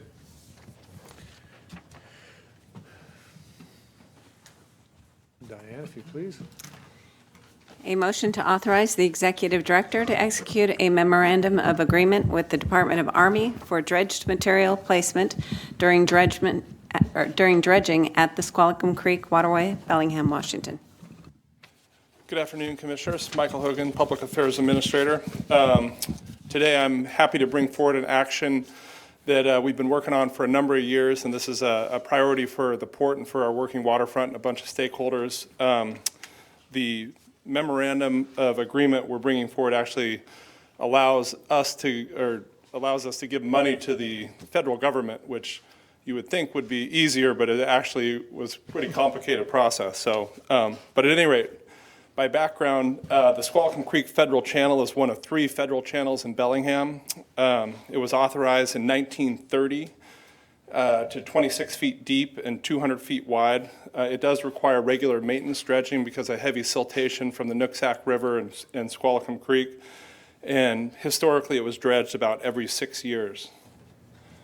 It really is a key piece of infrastructure for our working waterfront. The waterway supports over 2,000 working waterfront jobs, both from Bellingham cold storage operations and the value-added processors at that facility.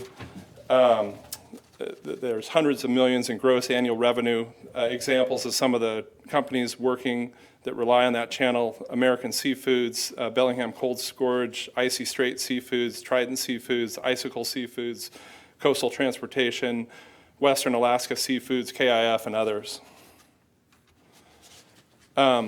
It was last dredged by the Army Corps in 2004. It has an authorized depth of -26 feet. We're seeing shoaling up to -19 feet. As a result, there's been vessels that have grounded in the channel. The Puget Sound pilots have implemented tidal and loading restrictions, which has created a big problem for our working waterfront tenants. They can only bring ships in at certain tides. They've had to load ships partially full at the dock and then barge out the remaining out into the middle of Bellingham Bay and load the ships at significant added expense. If you look at the picture here, you can see them using some floats to keep the ship into the deeper part of the channel. And they've got kind of a catwalk over to the ship, and it's created some serious life and safety concerns. So it's really an unsustainable situation, and a big priority to get the maintenance dredging complete. So historically, as I mentioned, the channel was dredged about every 6 years. It used to be the port was the local sponsor, and when it needed dredging, we'd call up the Army Corps, and they'd say, they'd put us on the schedule. In recent years, there's been a lot more challenges associated with maintenance dredging. Part of that's due just to increased costs for in-water work for dredging, and also reduced federal funding that's available. The way it works, there's a harbor maintenance tax that's paid by anyone that uses the Squalicum Waterway or other waterways for ocean-going cargo. However, in recent years, only about 50% of that money has been used by the federal government for for maintenance dredging. There's also been insufficient funding for small ports, so there's a lot of competing folks that need waterways dredged. They classify them in high use, medium use, and low use ports. High use ports would be over 10 million tons of cargo per year. Medium use would be 1 million to 10 million tons of cargo per year. And then low use or emerging harbors is under 1 million tons per year. There's 59 high use ports, which get the majority of the funding. There's 100 moderate use ports, and then there's 908 low use ports. And so there's, not only is there less money available, but there's a really intense competition for those limited funds. And it kind of creates a catch-22, what we've seen at Bellingham Cold Storage. If they had a dredge waterway and been able to accommodate those ships, they could have increased the tonnage. But because we don't have the depth, they weren't able to land the contract, so it's a big problem. Also of note is that the tax is only on U.S. ports, so if you're a shipper that wants to bring products into the Midwest, there's a competitive advantage for Prince Rupert or Port of Vancouver. Bring your product in there, ship it by rail to the Midwest, and you don't have to, it's cheaper for the shipping cost. Another challenge with the maintenance dredging is just the increased permits that are required, the endangered species, the regulatory challenges. It's driven up the cost. We've seen that with the Puget Sound dredge disposal program. It takes a lot longer to get permits. So when you're going after federal funds, it requires multiple funding cycles to get the funding you need to get through the permitting process and the sediment characterization, and then ultimately the maintenance dredging. So it really has become a challenge. So Mike, we're classified as a low use then. Do you know how close we are to that threshold of getting to 1 million? Yeah, so in 2010, Bellingham Cold Storage shipped about 90 million pounds or 45,000 metric tons through the Squalicum Waterway. By 2015, they'd shipped 650 million pounds or about 300,000 metric tons through the waterway. And then obviously not being able to get the contracts, would have gotten us close to the moderate use designation, but still, definitely under that $1 million or 1 million metric ton designation. Yeah. So you said 300, was that 300 or 600? 300 in 2015. 300. Okay. That's metric tons? Pardon? That 300 was metric tons? Correct. Yeah, so it was 300,000 metric tons or about 650,000 million pounds of cargo. So we put together a coalition of stakeholders that are to work on getting the maintenance dredging done, which includes Whatcom County's working waterfront, many of the tenants I mentioned before, the port, the city, and Whatcom County. The state of Washington, what we've seen is due to the reduction in federal funds available, and it's not just for Washington, other states as well. So we've seen North Carolina, Oregon, other states form agreements with the Army Corps to provide state money to support that dredging. And then we've also worked closely with our federal delegation to make this a priority. So many different partners. You can see the letter here on the right was actually a letter from Governor Inslee in support of the project. So we've really worked to make the economic case of why we need the dredging, why it's important to our community, how valuable those jobs are. And so, as I mentioned, it's been a long haul. In 2006, we received $436,000 to complete the sediment characterization of what the sediment looks like in the Squalicum Waterway. In 2017, we got $150,000 from the Army Corps work plan to go through the environmental permitting work. And if you're interested in what environmental permits were required, you can see why it takes a while. In 2017, we got a grant from the state of Washington for $750,000 to support this project. Last year, we committed $250,000 through the port for local funds, and then in 2019, we received $5.145 million through the Army Corps' budget to complete the dredging. And of note, over the past couple of years, Bellingham Cold Storage has spent over $1 million. There was a hump in the federal channel that they had to go and dredge, and they've committed to whatever additional local dollars are necessary to complete the project. So as I mentioned earlier, the memorandum of agreement that is in front of you today actually allows non-federal contributions to support this project. That'll pay for additional depth that we want to get in the waterway and cost beyond what they call the federal standard. And then the specific contribution will be determined after bids are opened. And so the schedule for the project would be in September, the Army Corps is going to award the bid, and then this fall we'll start the maintenance dredging. And so it'll be 226 feet, and then the Army Corps allows for 2 additional feet of, they call it overdredge, and then 2 feet of advanced maintenance. So we'll get a full 30 feet depth in the channel, which will tee us up.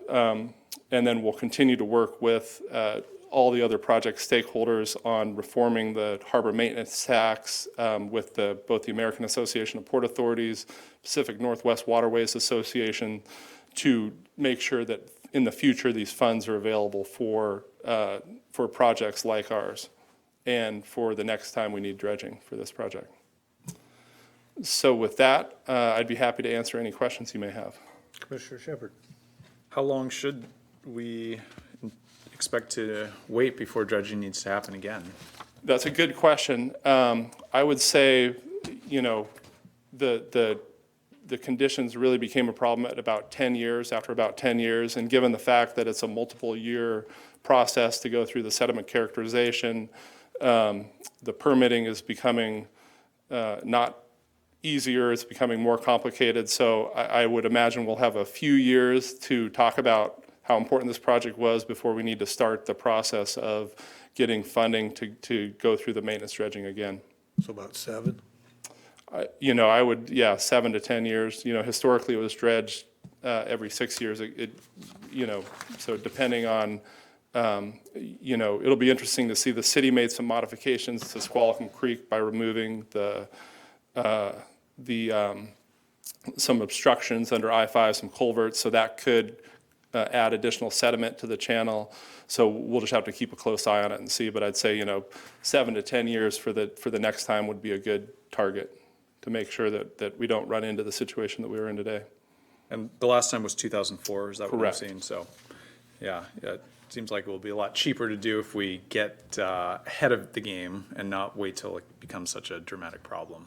Yep. I'm sure that's everyone's goal for the future. Where does this fall into our permitting? So actually it's a federal project. So the Army Corps gets the permitting, gets all the permits, and we're the local sponsor. So we don't have to obtain the permits ourselves. Well, a couple things here. One, in regards to the Lummi transaction, this falls within operation and maintenance of existing facilities, so it's covered by our agreement. In addition to that, I believe Bellingham Cold Storage has their own agreement with the Lummi Nation, so I don't think there'll be any tribal objections to the permit. Okay. All right. Commissioner Bell.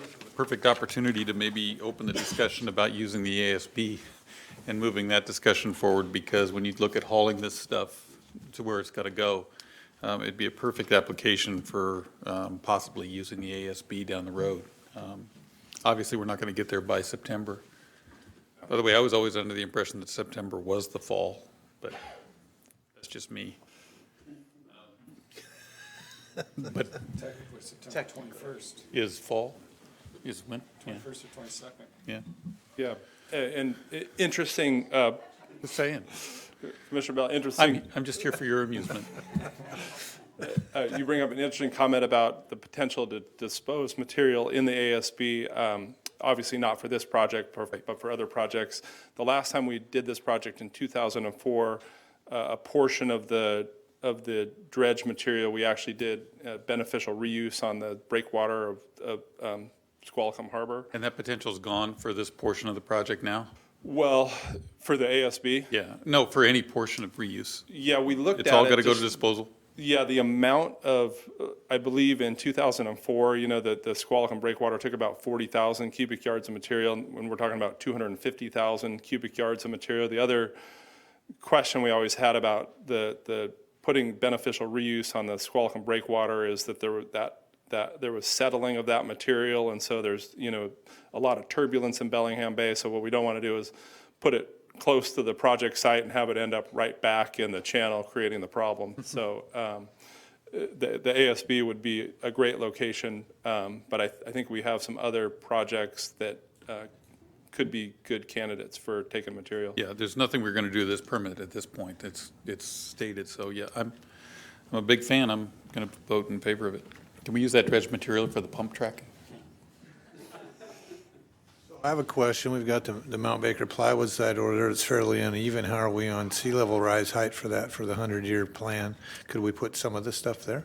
I looked at that too, and for example, Brian Gowron could tell you exactly how much went on the Cornwall landfill, but it was, what was it, about? 30,000. Yeah, 30,000 cubic yards to where the white tarps are. So, and that footprint's a lot smaller than the Cornwall Avenue landfill. So relatively speaking, we have 250,000 cubic yards of dredged material in it. So number one, the site really couldn't support taking that much material. Right. And then the second, it was going to add, some additional handling expense. The Puget Sound dredge disposal program is actually, if it's used the way it is intended, it's a great way to, to support these maintenance dredging projects through ports. Anytime we look at, taking and the handling costs and what it takes to beneficially reuse them either upland or in water, it sounds like it should be easy, but you kind of run into challenges associated with it. The other thing, if you could elaborate on, where's the other 50% of the tax funds going? Any idea? They just disappearing on, you said there was only about 50% that was ending up in the program. Have they stated where the other 50% is going? Well, it's kind of like the Yeah, somebody's got a hand in it. Problem, Okay, yeah. I got it. Somebody's got their hand where it's not supposed to be.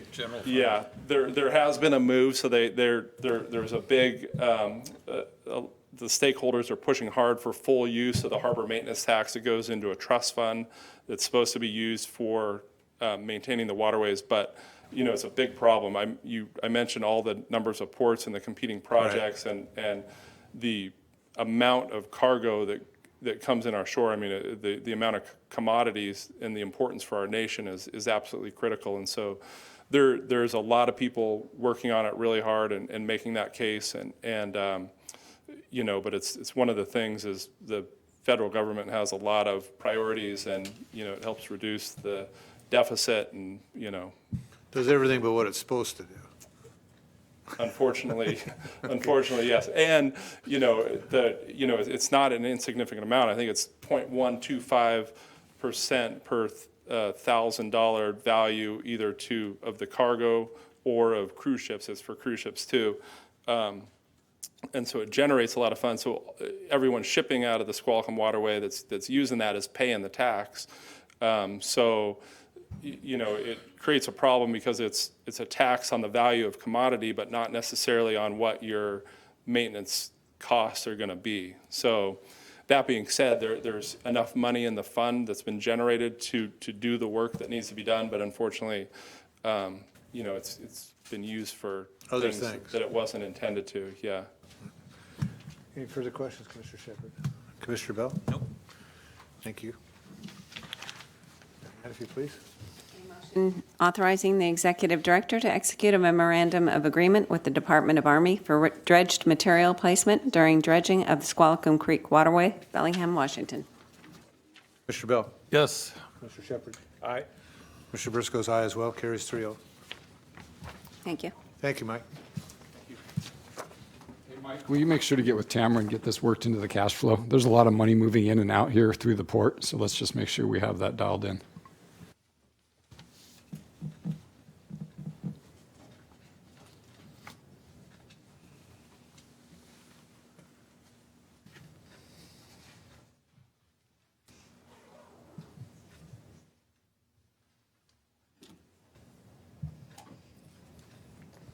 Ready to start?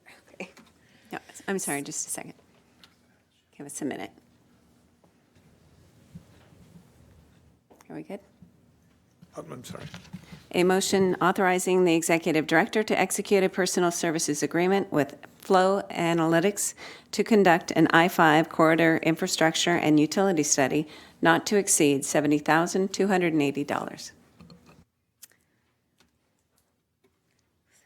Commissioners, thank you for the opportunity to present today. So why do we need an I-5 corridor infrastructure study? So as you all probably know, physical infrastructure and utilities are a critical component of economic development. And this project will really result in multiple deliverables, not just a report on our existing infrastructure. So this will help us facilitate actually gathering some data for regional agencies. Even though it seems like we should have all of this data, we do not. Having this data will also allow us to increase alignment between agencies in terms of what are the best approaches to sustainable development, and also what should our priorities be in terms of infrastructure and utility development. Because frankly, there's a lot to be done in the county, and as you know, infrastructure is incredibly expensive. So we are going to need to be smart about which projects we decide to go forward with. So, relatedly to this, and again, to emphasize how expensive these projects are, in March, the small cities and Bellingham and the port kind of scrambled to submit a $300 million request to the legislature for infrastructure projects. Unfortunately, a lot of those bills failed, including this one. That $300 million is just the tip of the iceberg. That's, these were projects that we knew about. So if, we had an exhaustive list of all of the infrastructure and utility projects for the county, I would guess that that would be in the billions. So this will really help us focus on the most worthwhile and the most important projects. And some of these projects may have higher returns on investment. Some of them also may address public safety concerns, and I'll give a couple examples in a minute. But the situation now is that we actually don't know what we have. We don't know what is in the ground necessarily. And it makes it really, really difficult to recruit new investment, right? When we get an email from an interested investor and they say, I need this much water capacity, I need this many kilowatts a day in energy, and we have to say, we're not sure if that's possible. It also means that it's hard to retain and expand existing businesses, right? Most of the economic growth and job generation is going to come from retention and expansion of our existing firms. And right now we have many firms within Whatcom County that want to expand, that have come to us, looking for new buildings or new land, and can't find land that makes financial sense or buildings that make financial sense for them, usually because they're missing some sort of critical utility, for example, like stormwater, that would be prohibitively expensive for a lot of these small businesses to put in themselves. And overall, we really need to be able to use the land we have left wisely. Most of what is left now is, in certain areas, are things with high slopes and critical areas and wetlands. So the land that we do have, we need to make sure we're using as productively as possible. And I also just like to mention that one of the few consistent findings in political economy and economics is that state capacity, of which physical infrastructure and utilities are a component, is directly connected to economic growth. And I was just telling Don, I did write an 8-hour exam on the relationship between state capacity and economic development, so I could talk about that all day if you guys need some examples. I don't think we put any hours on that one. I think we voted no on that one. It is kind of nice outside. Yeah, But thanks for the Can you, offer. can you send it to us? I know, right? I could send you my exam. I'm sure it'd be super exciting. So what will this study do for us? How will the county benefit? How will the port benefit? And how will businesses benefit? So first of all, this isn't just a study. This is really a data collection process and really a GIS data collection process project that will help both the port and the county and some of our small cities catch up in terms of what data we have and our GIS capabilities. We're pretty behind on that. There are, again, some concrete deliverables associated with this. We'll have the full data set of the remaining buildable lands, the infrastructure, and the utilities along the I-5 corridor. And with that, we'll be able to develop essentially an inventory of the remaining industrial and residential lands, and we'll be able to rank them in a way that can indicate developability. And what I mean by that is how quickly can it be developed and how much will it cost? So one example here, we may not use this, but just to give you an idea, tier 1 properties are ones maybe that can be shovel ready in 6 months. Tier 2, maybe they have some issues with infrastructure and utilities, but shovel ready in a few years. Tier 3 lacks pretty much all utility and infrastructure connections and is going to take 3 to 5 years, if not more, to develop that piece of land. And really, at the end of the day, some of this data has never been collected, let alone consolidated and cleaned and used to make decisions. So I think that that's a really, really important component of this. So, and as part of that, we'll be able to have some choice about which projects to fund, which land parcels are the most worth servicing with infrastructure and utilities. In 2020, we will very likely use this data to create and inform multiple strategic plans that the economic development team is responsible for, including the CEDS, which is the County Economic Development Strategy, the ADO, so Associate Development Organization Marketing Plan, and other reports, as well as our department's own strategic plan. Another area that it's going to be really helpful is our economic recovery plan, which our department is starting to work on now. It'll identify places where we need redundancies, for example, in electricity, if we need additional evacuation routes to accommodate everyone. So I think that it will be really, really useful for that. We'll also be sharing this data with other agencies, so it'll be publicly available and to them in order to do their own community outreach, their own planning, and their own business development. We did include Ferndale in our application and interview process to staff from Ferndale, and they're really excited about this possibility because this is a county-wide issue, not a port-specific or Bellingham-specific issue. And generally, I hope that it will help shift the county towards a more data-driven strategy for development and implementation. So here is an example of a pretty serious public safety concern.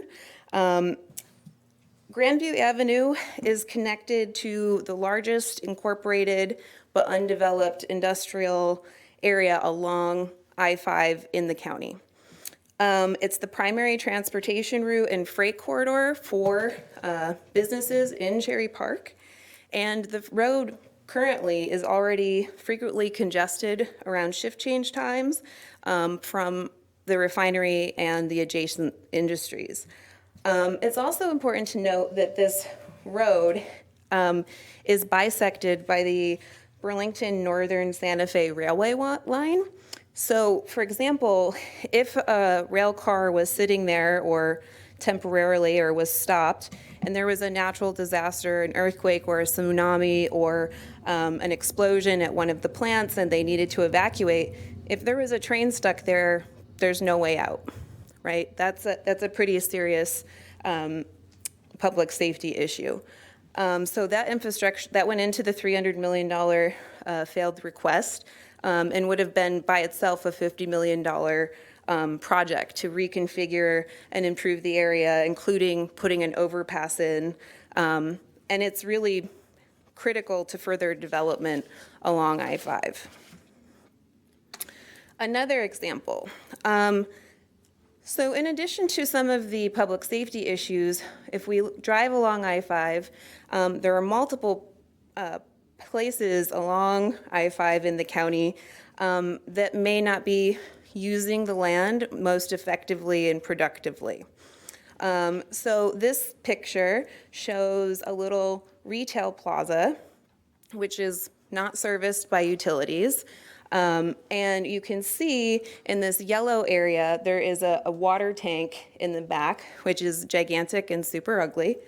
And then they have also bought up the sort of plot of land right next to, adjacent to the plaza, to serve as a leach field, right? So leach fields and brownfields are certainly not the most effective and efficient use of our remaining lands.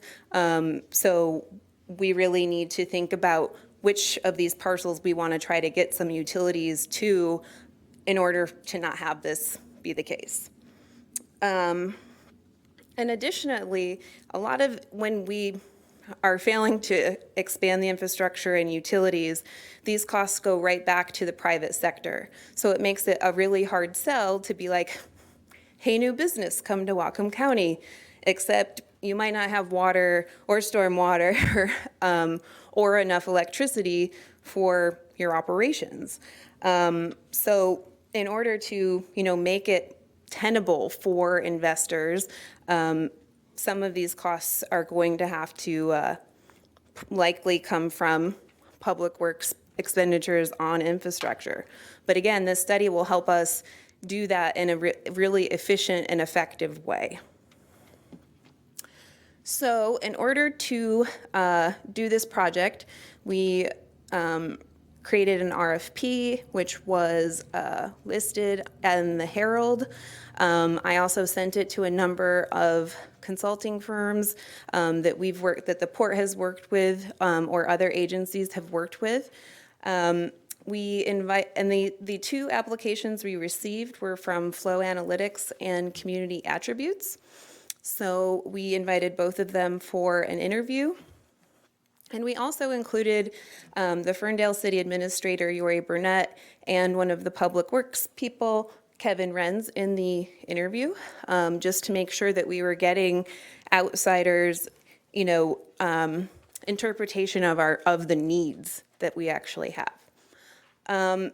It was difficult to choose, but actually completely unanimous agreement between myself, Don, Yori, and Kevin to select Flow. And there are a couple reasons for this. First of all, Flow is already working on other Port GIS projects. They have a local mall foster office, which means they have staff that actually know this county.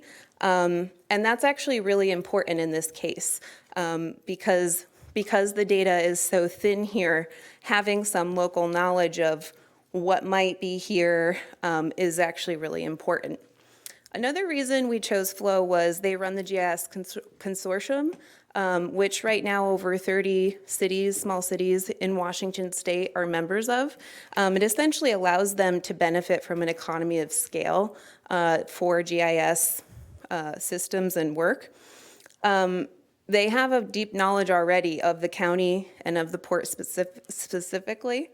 And although they're based in Seattle and Portland, they'll bill us from their local mall foster office, so we're not going to be spending a lot of this budget on travel.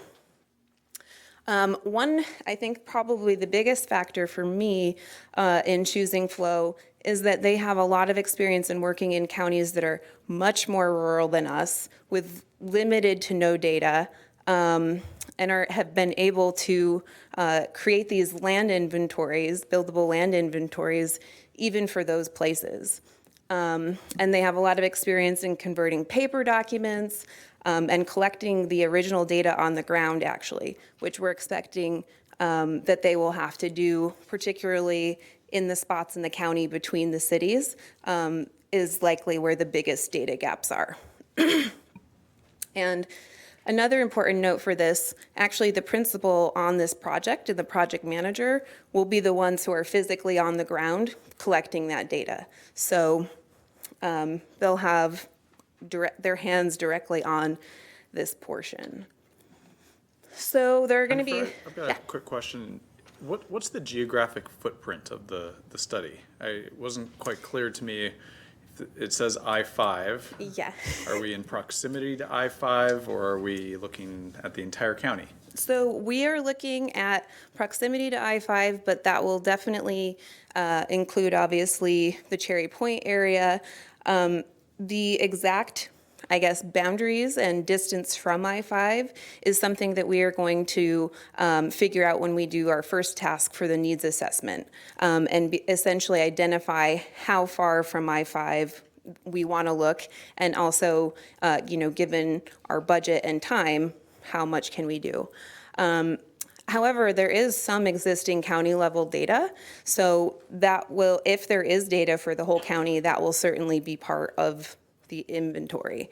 But they won't necessarily be collecting this new data that's missing all over the county. Definitely not. That would be considerably more expensive. So the 5 main tasks that they are going to do, we're going to do a needs assessment and define our end user requirements. Then there's the data collection process where they're going to collect the existing data.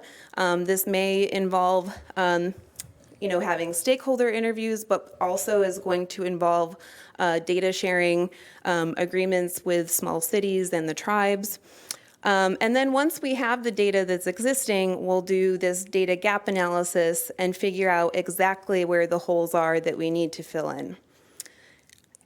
The 4th task will be looking at this infrastructure, the existing infrastructure and buildable lands, and then from there, being able to develop this sort of ranked system of how developable these remaining buildable lands are. So the total estimated cost, not to exceed $70,000, $70,280.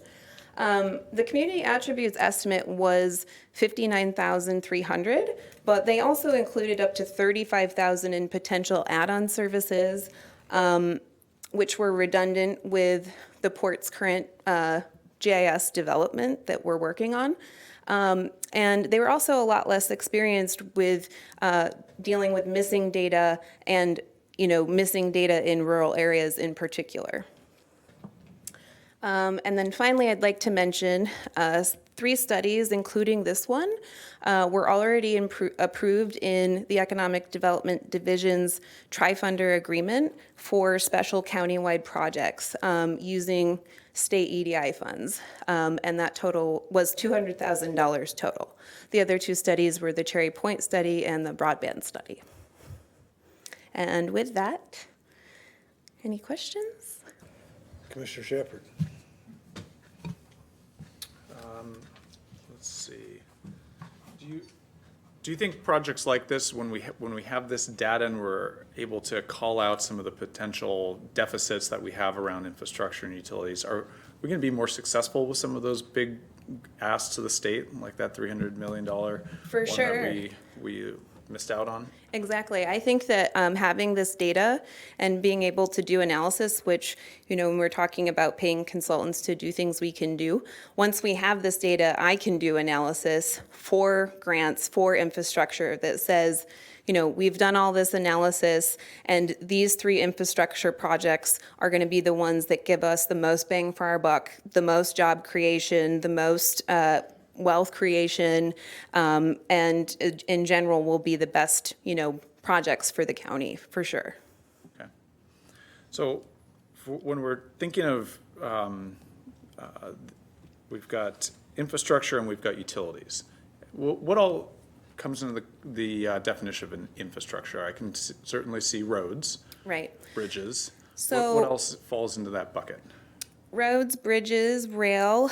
We will also be looking for utilities, stormwater, water in general, electric, sewage. Honestly, septic is a huge issue for a lot of our businesses that are trying to expand, as is stormwater. So, we've had multiple businesses say, hey, we need new buildings, but the buildings don't necessarily already have stormwater installed, and it automatically eliminates that property as even a consideration due to cost. Okay. And do you think we'll get a little laundry list of some of the highest priority needs, or is that what you're going to develop from that data? So I think that in terms of needs, that's something that I will identify, but the inventory and the ranking is something that I will work directly with Flo to both put in sort of the variables that will go into what developability means, and exactly, how we're going to rank them, if it's going to be red, green, yellow, or something more complicated. Okay. Well, and I was pleased to hear that part of the stakeholder input is going to be consulting with both tribes, and we have a clear point of contact at Lummi Nation, at least, for issues related to Cherry Point. And so that's with the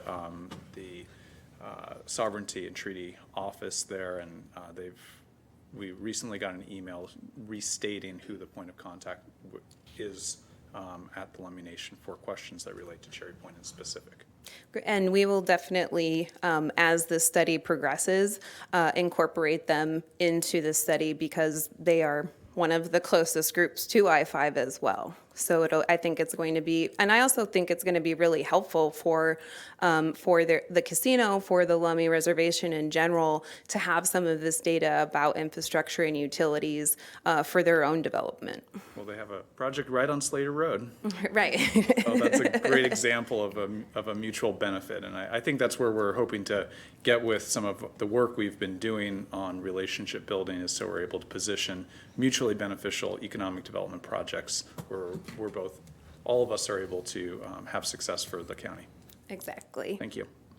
That's it for me. Mr. Bell? Well, a couple things. First and foremost, it's not quite as well defined as I would like to see at this point. I think we're going to eat up a lot of that money trying to define what the mission is, from what I can tell. Correct me if I'm wrong on that, but it sounds to me like there's still a lot of definition that needs to go into this going forward. So one thing You said that- you're going to spend a lot of time doing that with them. Right, and one of the That's going to things. eat up a lot of money. One of the things that was a big difference between community attributes and flow was they actually estimated almost double the amount of hours to do some of this work. And that was much more in line with what I thought would be the reality.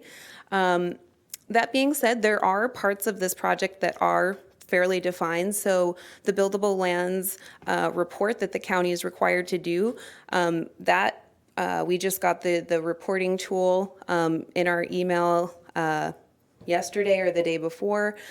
So we will have some really defined information already about the buildable lands. So what we'll really be looking at then is, do we want to just look at the buildable lands that are closest to I-5, or are there critical other buildable lands, particularly industrial and residential, due to housing issues, right? So we want to make sure that residential is also a priority. And then looking at those connections, right? So really, the land portion and what the parcels are is something that we already have. And that being said, I think it's also kind of important that your green, yellow, and red categories be realistic. If there is not infrastructure in a place, there is no 2 to 3 year time frame. It doesn't exist. Right. So understanding that what we're really going to try to narrow in on is what's the green. Right. Because if it's in the yellow category, you're not going to get infrastructure in that location in 2 to 3 years.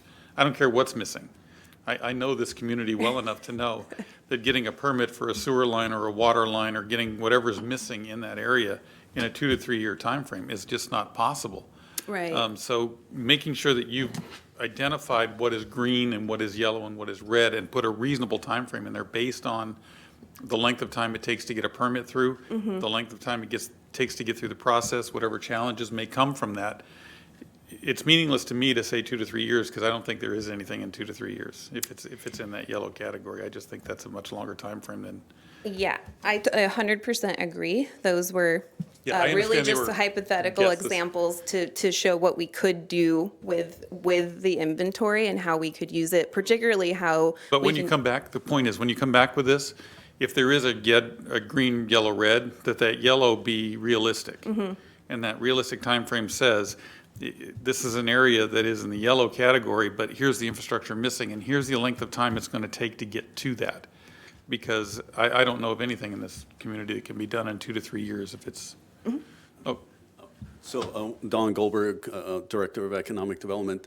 I agree with you, Commissioner Bell, but there are, with this study, we'll be able to find out, are some utilities closer than we actually knew, and we may not have to permit for some things. So identifying resources, it might be only 2 years, and we don't even know that we could accomplish it in 2 years. And then for the red, I think that's the biggest benefit of this study is that we're not just short-term opportunistic, and that we're looking long-term for planning into the future. yeah, and my point wasn't that, I understand that, I just wanted to make sure that when we put a time frame on something, that we're realistic with that, what that time frame should be.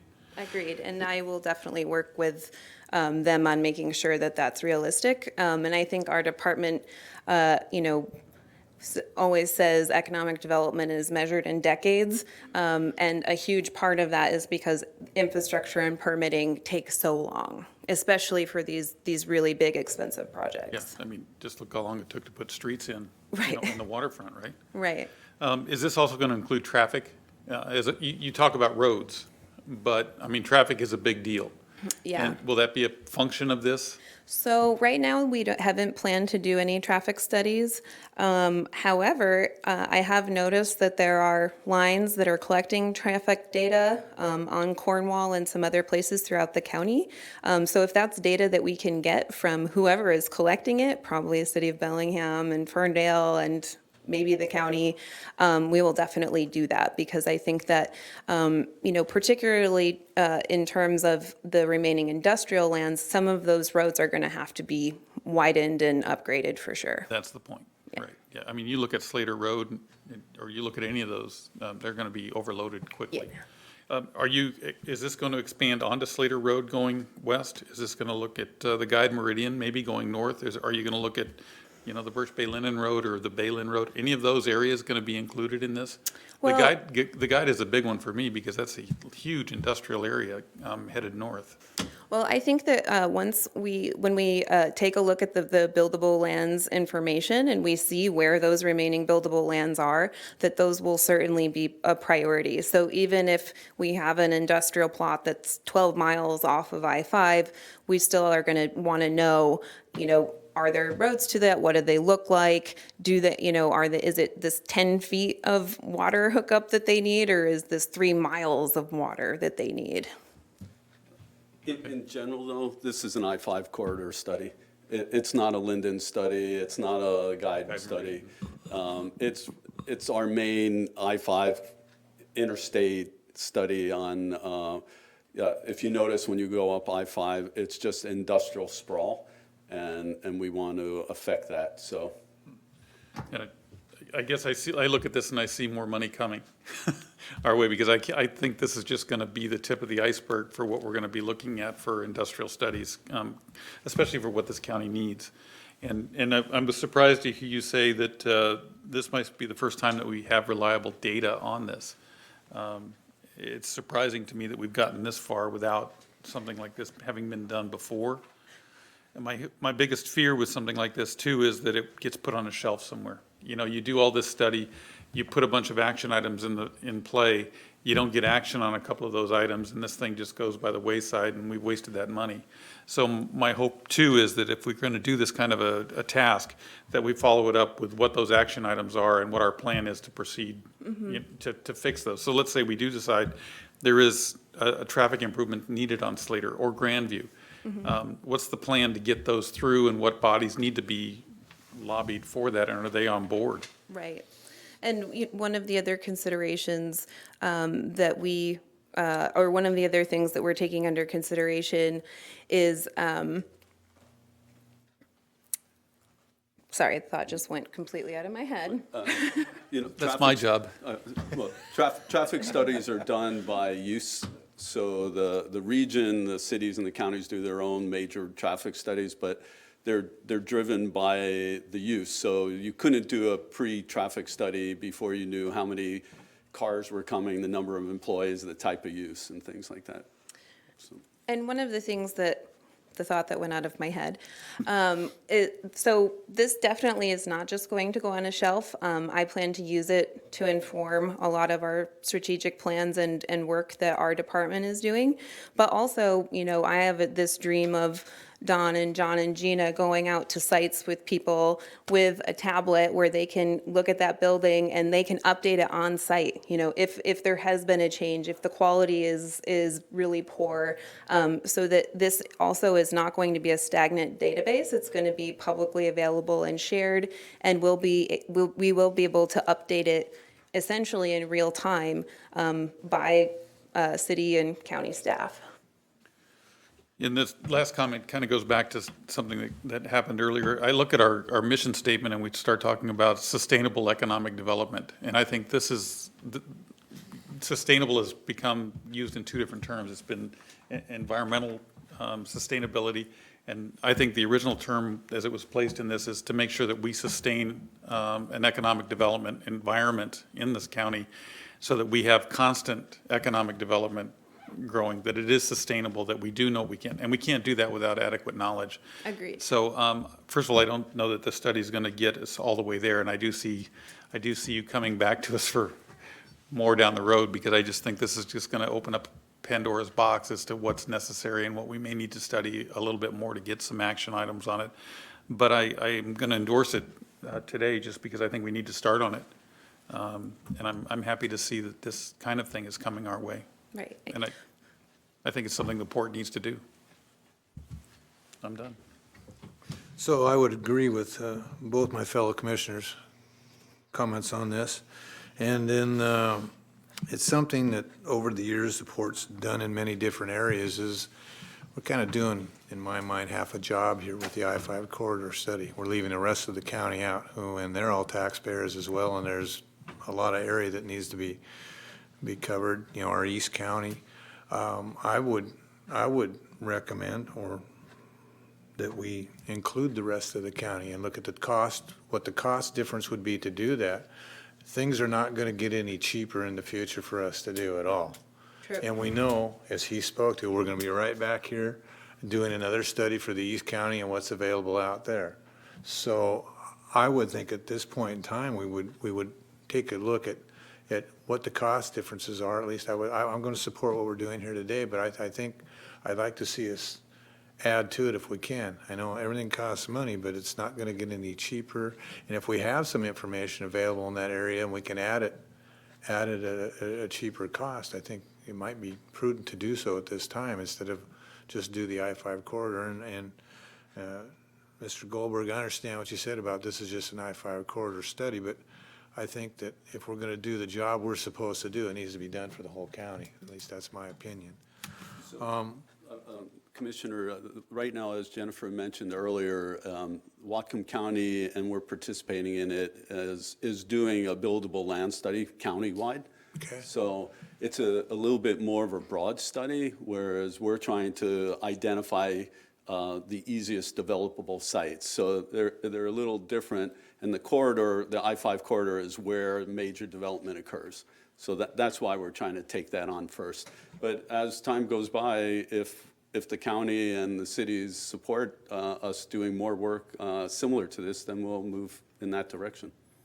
Yeah, but as the time goes by, the cost goes up. And I understand what you said, Don. In the studies the county are doing, is it only for residential housing, or is it for industrial as well? So the buildable land study is mostly concerned with making sure that the cities are meeting their densification requirements and their UGAs. So a lot of that is really, residential concern and concern with this massive problem of housing. But one thing also to note, when we're doing the data gap analysis, if we find out that there isn't that big of a gap of data on I-5, then we might be able to start branching out because we're expecting that there is a lot of missing data, but again, we don't actually know. So when we get to that point, if there isn't, that could be definitely an opportunity to use some of that time to expand it. Okay. Something you spoke to, and maybe I misheard you, was the utilities at the plaza and there weren't any. Are they missing something there? So that plaza has a gigantic water tank because there's not a water hookup that goes all the way to the plaza. Okay. And then in front of it, you can actually, if you zoom into the picture, I'm actually fairly sure that's also where they have a septic. You can see little pipes out of the ground. And, that plot of land could be an extension of the plaza or could be another business, but right now it's holding water and septics. Okay. Okay, thank you for explaining that, because I was kind of curious what the water tower was there for, and that explains that. Thank you. Very nice presentation, and I hope this does what you intend to do. Commissioner Shepard, do you have another question? Yeah, it's about the data. So where's all the data going to live? I'm assuming there's a lot of GIS here. Yes. And you mentioned it may be publicly accessible as well. So it's not going to become proprietary data of flow that they're going to manage, and is it really going to have capacity to be merged with other data sets like the buildable land study the county is doing themselves? And will you guys be the repository for holding that? So I think as we're thinking, both with the GIS project that's happening at the port and this project and the buildable lands project, that there is a larger discussion going on about who's going to be the holder of the data and exactly how that's going to be able to be updated, how it's going to be shared, and that will be part of our discussion with Flow. In terms of the data sets, they're for GIS, they're shape files, and it should be quite easy to merge the data together because they're the same data type. Okay. Any other questions, Commissioner Bell? Thank you. Thank you very much. Thank you. A motion authorizing the executive director to execute a personal services agreement with Flow Analytics to conduct an I-5 corridor infrastructure and utility study not to exceed $70,280. Commissioner Shepard? Aye. Commissioner Bell? Yes. Commissioner Briscoe's aye also. Carries 3-0. We're going to take a short 5-minute break before next action item, please. It's our old man.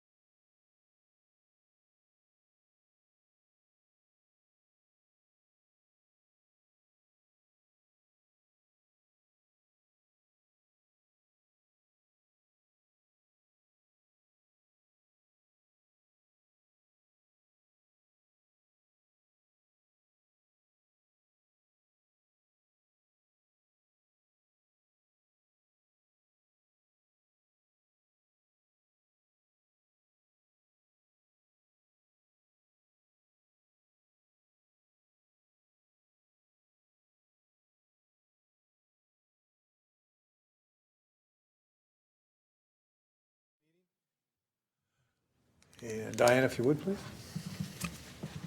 A motion authorizing the executive director to submit an application to the city of Blaine for an amendment to the Blaine Wharf District Master Plan. Good evening, Commissioners. Greg McHenry, Senior Planning Analyst for the Port of Bellingham.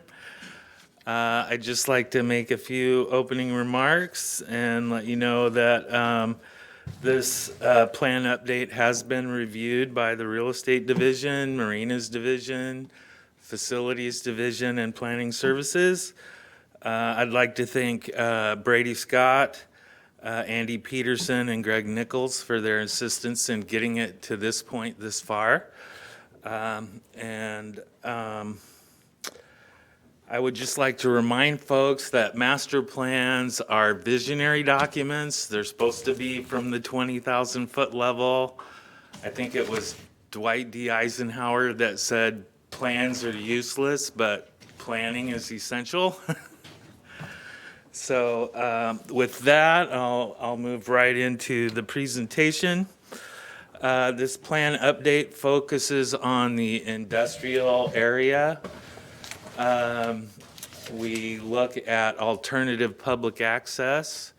I believe you recall the issues that Verizon had in trying to get a variance for moving the cellular tower because of a public access trail that was identified in the previous plan. We're also taking the opportunity to clarify permitted uses in Planning Area 7. We also identify and update the Marine Drive preferred alternative. And then we also address other housekeeping items that has occurred since the plan was originally written, such as the naming of the end pier to Jorgensen Pier.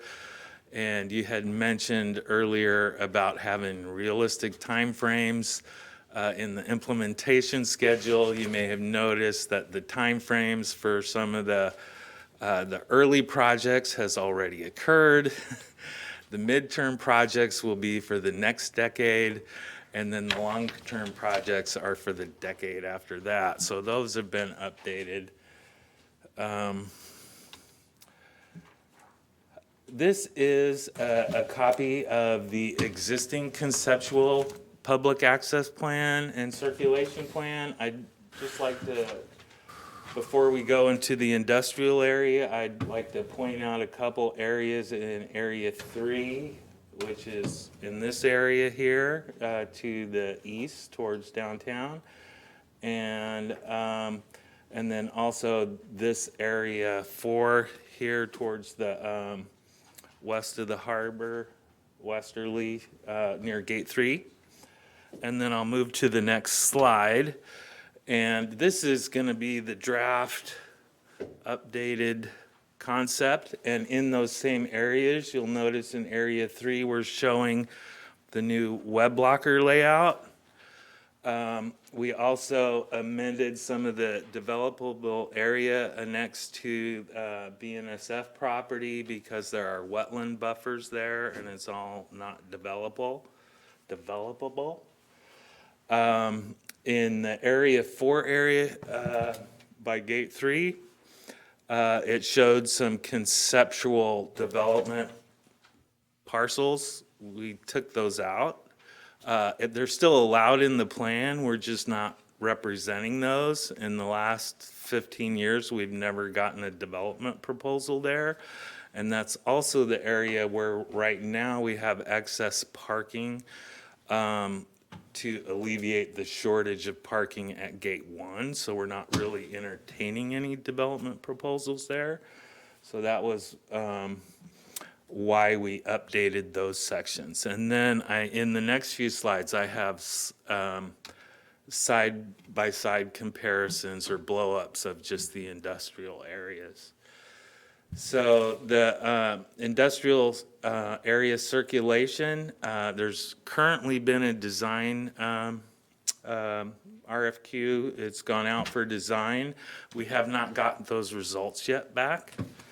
So this conceptual plan takes a very conservative approach to preserving developable area and keeping our infrastructure costs down.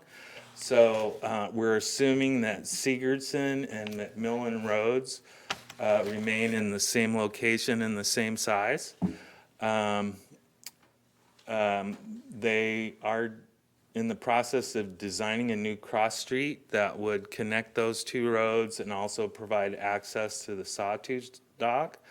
I've assumed that that's not going to be any bigger than Sigurdson or McMillan, which is actually 3 feet larger than the entry road than Marine Drive will be. So I think they're pretty safe assumptions.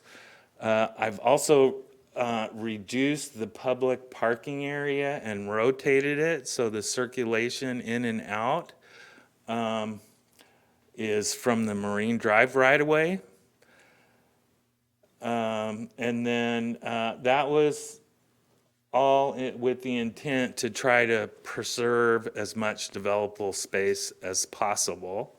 And then all these assumptions are going to be truth-checked in the design by traffic engineers. There's a lot going on in that intersection by Marine Drive and Sigurdson Avenue. We don't know if the city will accept a reduced amount of public parking.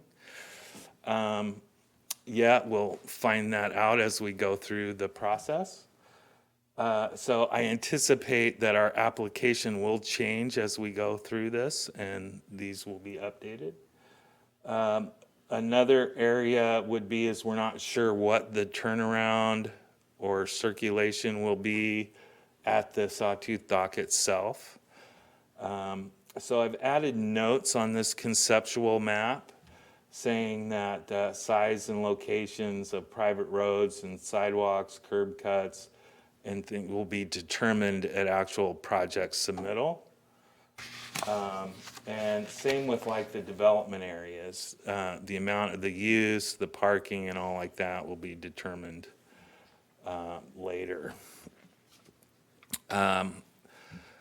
One of the other areas of interest in updating this plan was the public access trail. You'll see on the left-hand side, the 2007 Wharf Loop Trail had it going around the inner harbor by the Middle Bay Dock and along areas 7 and 6 over to the Sawtooth Dock, and also cutting across parallel with Marine Drive in area between areas 6 and 7 before going back out to Jorgensen Pier. We're proposing to just do a down and back route on the new Marine Drive layout. And also, the city's very interested in being able to view and see the working waterfront. We're proposing a possible scenic overlook somewhere near the location of the Mid-Bay Dock so that they can look upon the Sawtooth Dock as an alternative to this trail cutting through there. The city was very adamant back when the original master plan was adopted that the Wharf Loop Trail not be down and back, and why they wanted something through the industrial area. So we may get some pushback on that as this goes through the city process. There are some other alternatives. Private roads do not have a sidewalk requirement, but we could look, if it is an issue and it is pushback, we could look at adding some sidewalks on Sigurdson and McMillan, but keep them out of the actual working areas that are next to I'm going to the give you docks. some initial feedback just from me. I drove through there this weekend just to kind of take a look. I would hate to have public access through some of those industrial areas. I just No, think it it's, just doesn't belong there. I think it's a mistake. Just for the fact, it was so easy for me to get on there that it's just, we're asking for disaster. We're asking for accidents. It's going to be in the way. So just from my perspective as a port commissioner, I would hate to see that loop come back. And sidewalks aren't an option in that area because you got trucks that are gonna be turning around, or big trucks turning around, and they're gonna be over the road boundaries, side boundaries of the road. And you put a sidewalk in there for them trying to back a truck over while it's turning, you're gonna be popping tires, breaking axles, it doesn't fit. Yeah, I just This drove- this is what I don't understand about the city. It's a work area, it's an industrial area, it's not a tourist area. We can need to do things that they can look on from the outside, I get that, but to put them right in the heart of the industrial area doesn't work. It really doesn't. There you go. There was no way that as I drove down this little area here, that I would envision anybody in that too tight a space. Somebody's gonna get hurt. I hear you, Commissioner. Oh, yeah. So whatever the pushback is, we already gave ours. 2019 draft, much better. Thank you, Commissioner. Just know that any feedback we do hear from the city will come back to you. You will have an opportunity to decide later on when you hear that feedback, whether you want to adopt this as a part of the comprehensive scheme of harbor improvements or not. You do have that flexibility. We do have comp scheme plans that are different than neighborhood plans in various areas of town. Just be, that. It was a preemptive strike, we're sorry. Yeah. And haven't we done some additional public access improvements over by where Web House 1 is going to be? The promenade trail that we're building seems to be more significant than what I see on the 2007 version. Yeah, with the landscaping that has been included with the gravel trail that is being put in, that is a huge improvement. What was originally envisioned in the 2007 was an extension of the promenade. And so it's a little bit different, but it will be a great improvement and meets the intent of what the existing plan called for. So just one more thing for me to the public access for there. As far back, I can remember back to about 1966. I've been working in and out of that harbor, and I was there this morning, and there was people walking around through that industrial area looking at what was going on, and it has never been a problem since 1966 for people to come and watch what's going on. They'll walk and stand on the side of the road and look out at the docks and see what's going on. So we've never had an issue.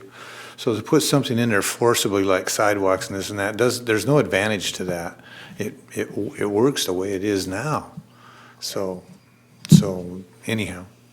All right. As far as planning area boundaries and zoning, we're requesting a change to those as well. Where Area 7 is currently zoned commercial, and we are clarifying the language in the plan that water dependent and water oriented industrial is permitted outright, period, right at the beginning of the use section. And we've also included, is it CK or KC Fish there on the corner in Area 6, and have taken it out of Area 7. Area 7 has, the idea conceptually behind the plan was that it would convert over time to be more touristy, retail-oriented, commercial. But that was back when they had like what they called a linear park, no vehicle access to the in-pier. Commercial is still allowed in Area 7, but it'll be up to the commission to decide how and when that converts. This is the one unusual thing about this master plan is that is not totally visionary. If you go look at the Blaine Municipal Code, if somebody goes in and says, can I do this on this piece of property in this area? They're going to look up at the Blaine Municipal Code, and it says, refer to this section of the Wharf District Master Plan. So the character and use section of this plan is what determines can be done in that area. So it's very important that that language be the way that you want it. Unfortunately, offices with meth labs are not allowed. Oh, you're out. You can't move to Blaine. All right, I'm kind of stuck where I am. And as I mentioned before, we updated the Marine Drive alternative. The city council in April of 2016 approved alternative 3A or B. And we are showing alternative A, which was at the time of the study, which is a year or two old now, $400,000 less than alternative B. But alternative B was another riprap revetment instead of a bulkhead in section A here, which is still a possibility. The commission hadn't decided on which option they were going to go with yet. So with this plan update, we are forecasting to the city that alternative A and the bulkhead replacement is the preferred option. Right, because the A meant we were going to put riprap on the inside of the harbor, right? Correct? That was one of the alternatives? Right. Instead of putting the bulkhead, we lose all that. Right. Okay, all right. Okay. But back a slide, isn't the 2007 version call for that to be pedestrian walkway? And Yes, back in 2007, this eliminated vehicle access to the end pier. okay. The preferred alternative changes, and you can see it, let me go back a couple, oh yeah, this slide here.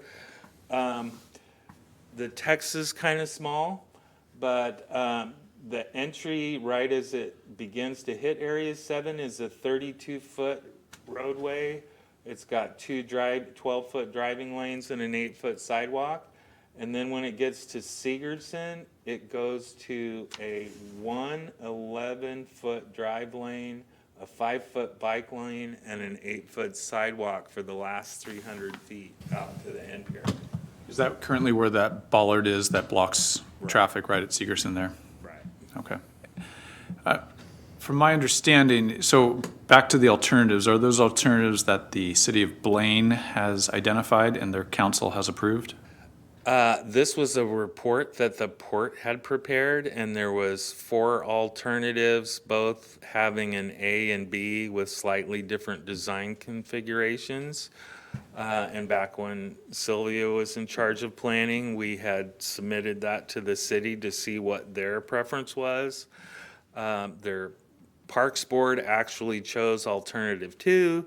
The city council unanimously picked alternative 3, but left it up to the port of whether it was going to be a bulkhead replacement or a riprap replacement on the last 300 feet.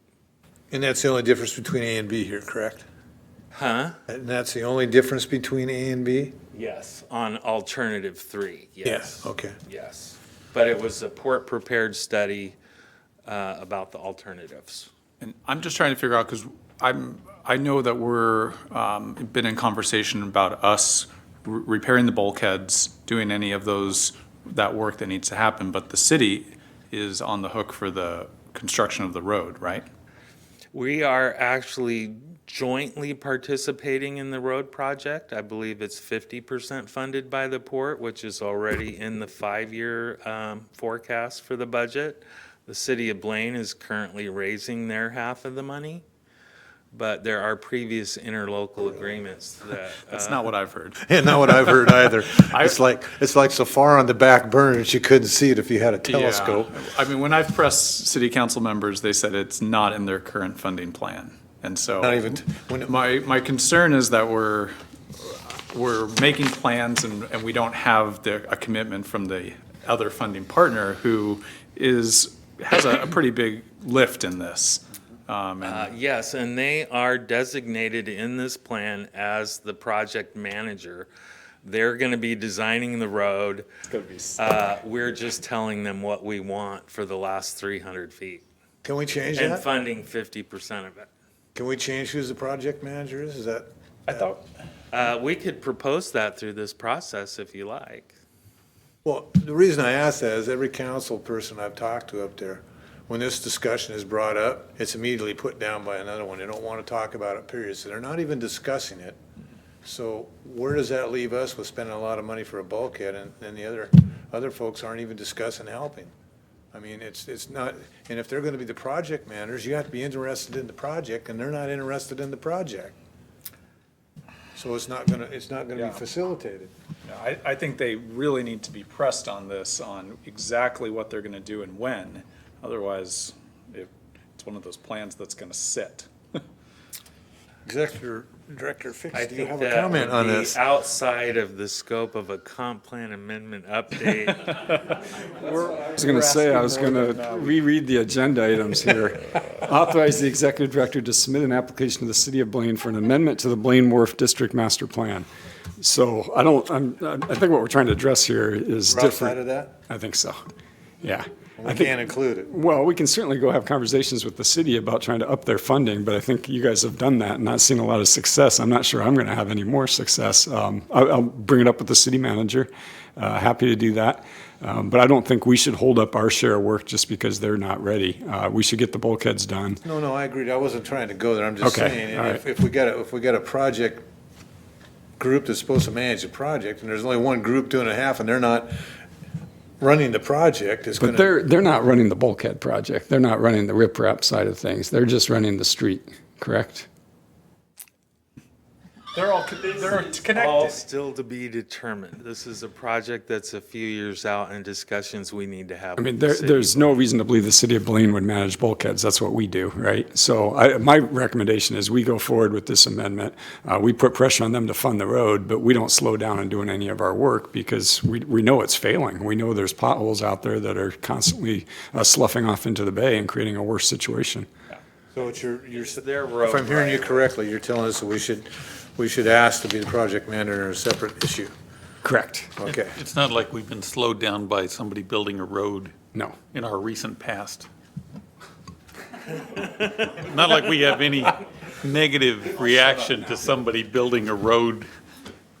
Good point.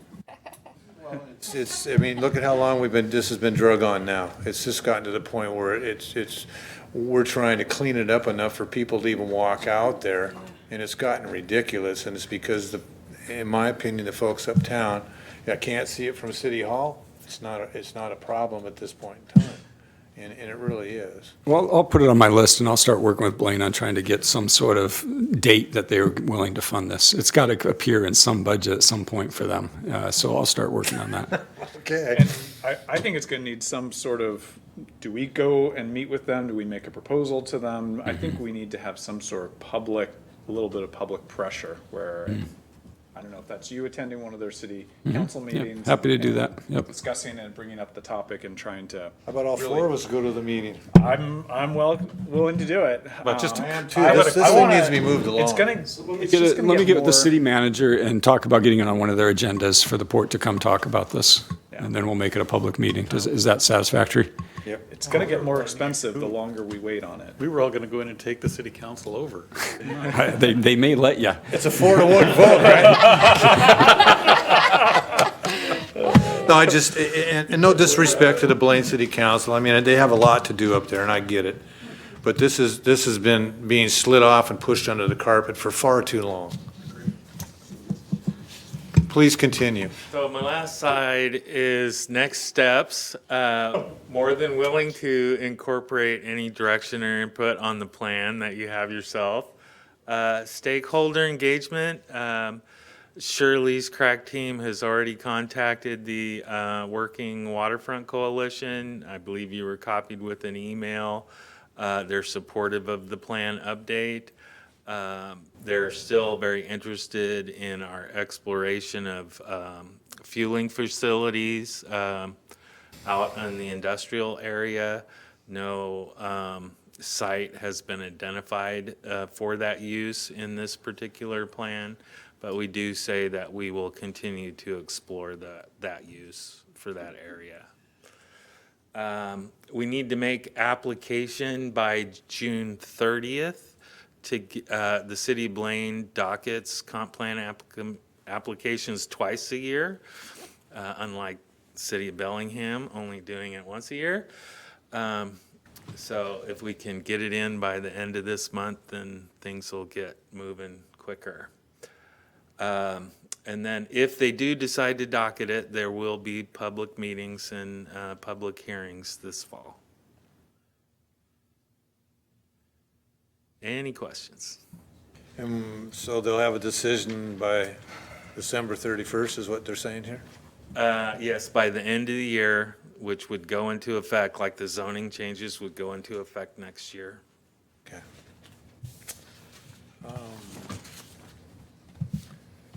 Then maybe you could refresh me again why we have the dog leg by CK Fish in area or District 7 there, or whatever you.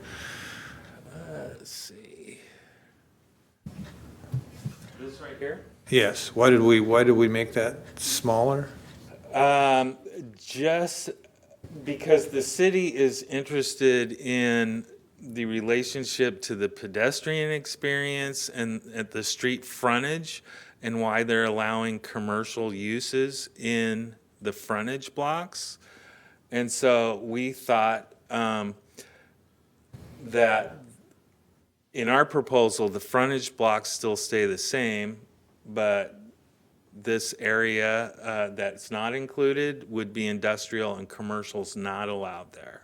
It's just industrial uses. We have an financial incentive for keeping water-dependent and water-oriented uses on port-managed property that's on state tidelands too. So that was another reason. Okay. So we wouldn't have to have commercial back as far as what you're saying. It would be more industrial in the back by making this smaller, if I understand it correctly. Right. Okay, very good, thank you. Commissioner Shepherd. Hey, Commercial Shepherd. Can you get that for me? Commissioner Shepherd. For my next commercial, one of the most common questions I get about this whole area is there used to be a restaurant, and can we see a restaurant again? Is there anything in the planning that really lends itself to siting for a restaurant pad?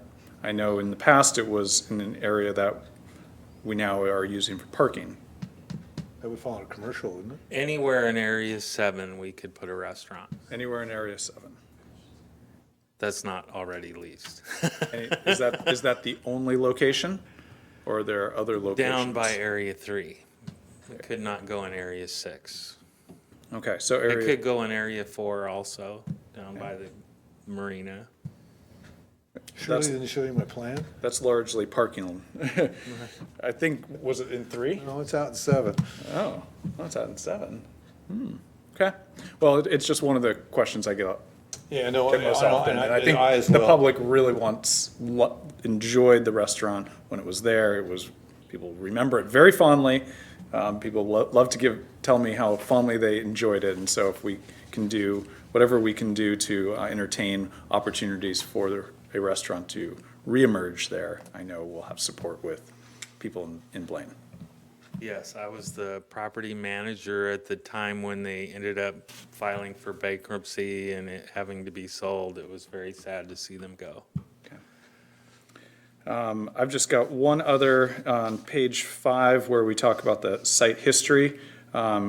Anytime I see site history described with land being vacant in prehistoric times or even historic times, not given any reference to traditional inhabitants, and that the location has been used since time immemorial for Coast Salish communities. Anytime we don't see that and we discuss site history, I think we're making an omission.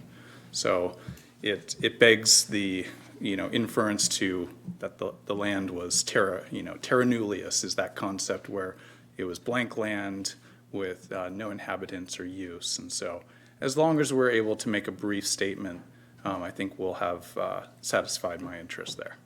Sure, we'll be glad to update that. Thank you. Commissioner Bell.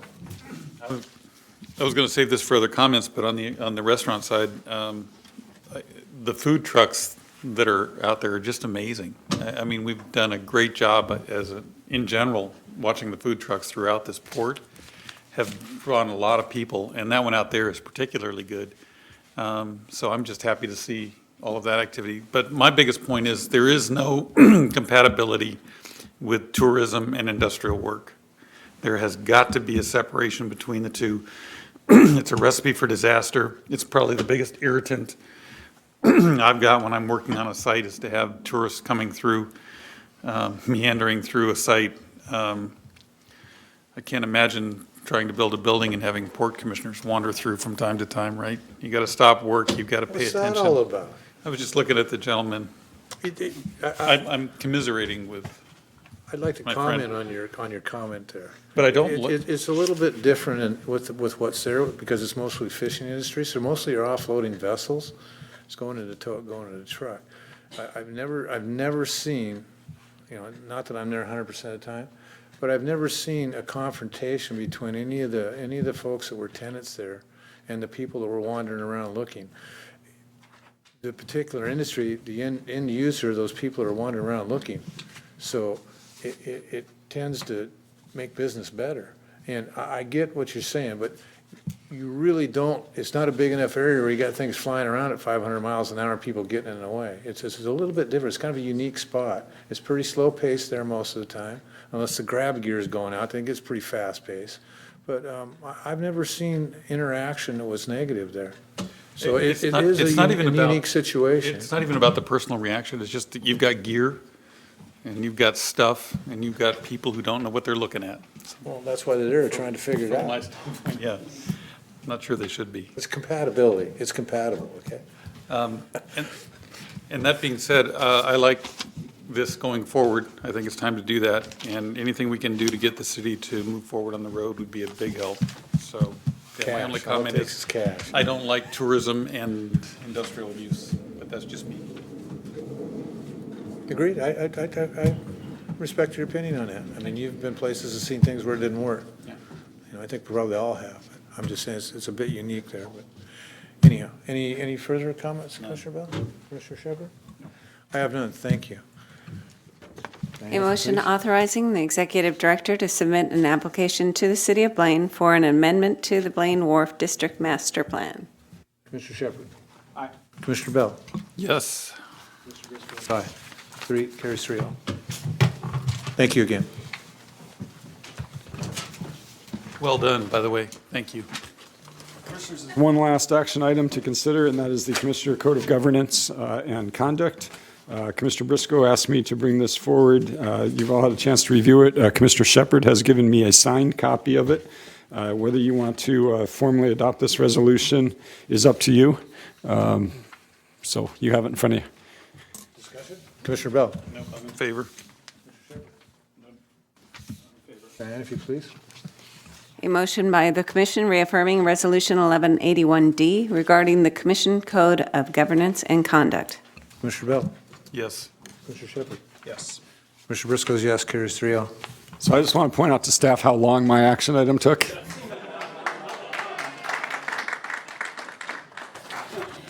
Wow. There's pulled out. Learn by example, learn by example. Other business, gentlemen, Commissioner Bell. Yeah, I was going to mention, I did mention the food trucks. That was, what an asset I've seen over the last short period of time. I think it's one of the better things we've done for this community is bring those food trucks to the table. And then I also wanted to comment, I'm sorry that, oh, Don, you're still here. You and Jennifer are just tremendous assets. And I think what strikes me the most when I'm in meetings with you guys, we were at the mayor's meeting this morning, is what honest brokers you are. You and Jennifer. It was just refreshing to hear just the truth, just the facts, just the honesty that came out from that. There was no political agenda. There was no nuance. It was just an amazing time, and it always is. So, Don, I just want to comment on you and your staff. Just great to be in a meeting with them, and just to know that I don't have to worry about what they're going to say and how they're going to say it. Obviously, just the opposite of what they expect from me. But I do think that you run a good ship over there, and I just thank you for that. Everybody's getting used to it, Ken, it's okay. Any more? Nope. Commissioner Shepherd? I just want to, Gina's not here, but another one of Don's staff I've been working with, Gina's been helping to curate a group of local industry representatives, government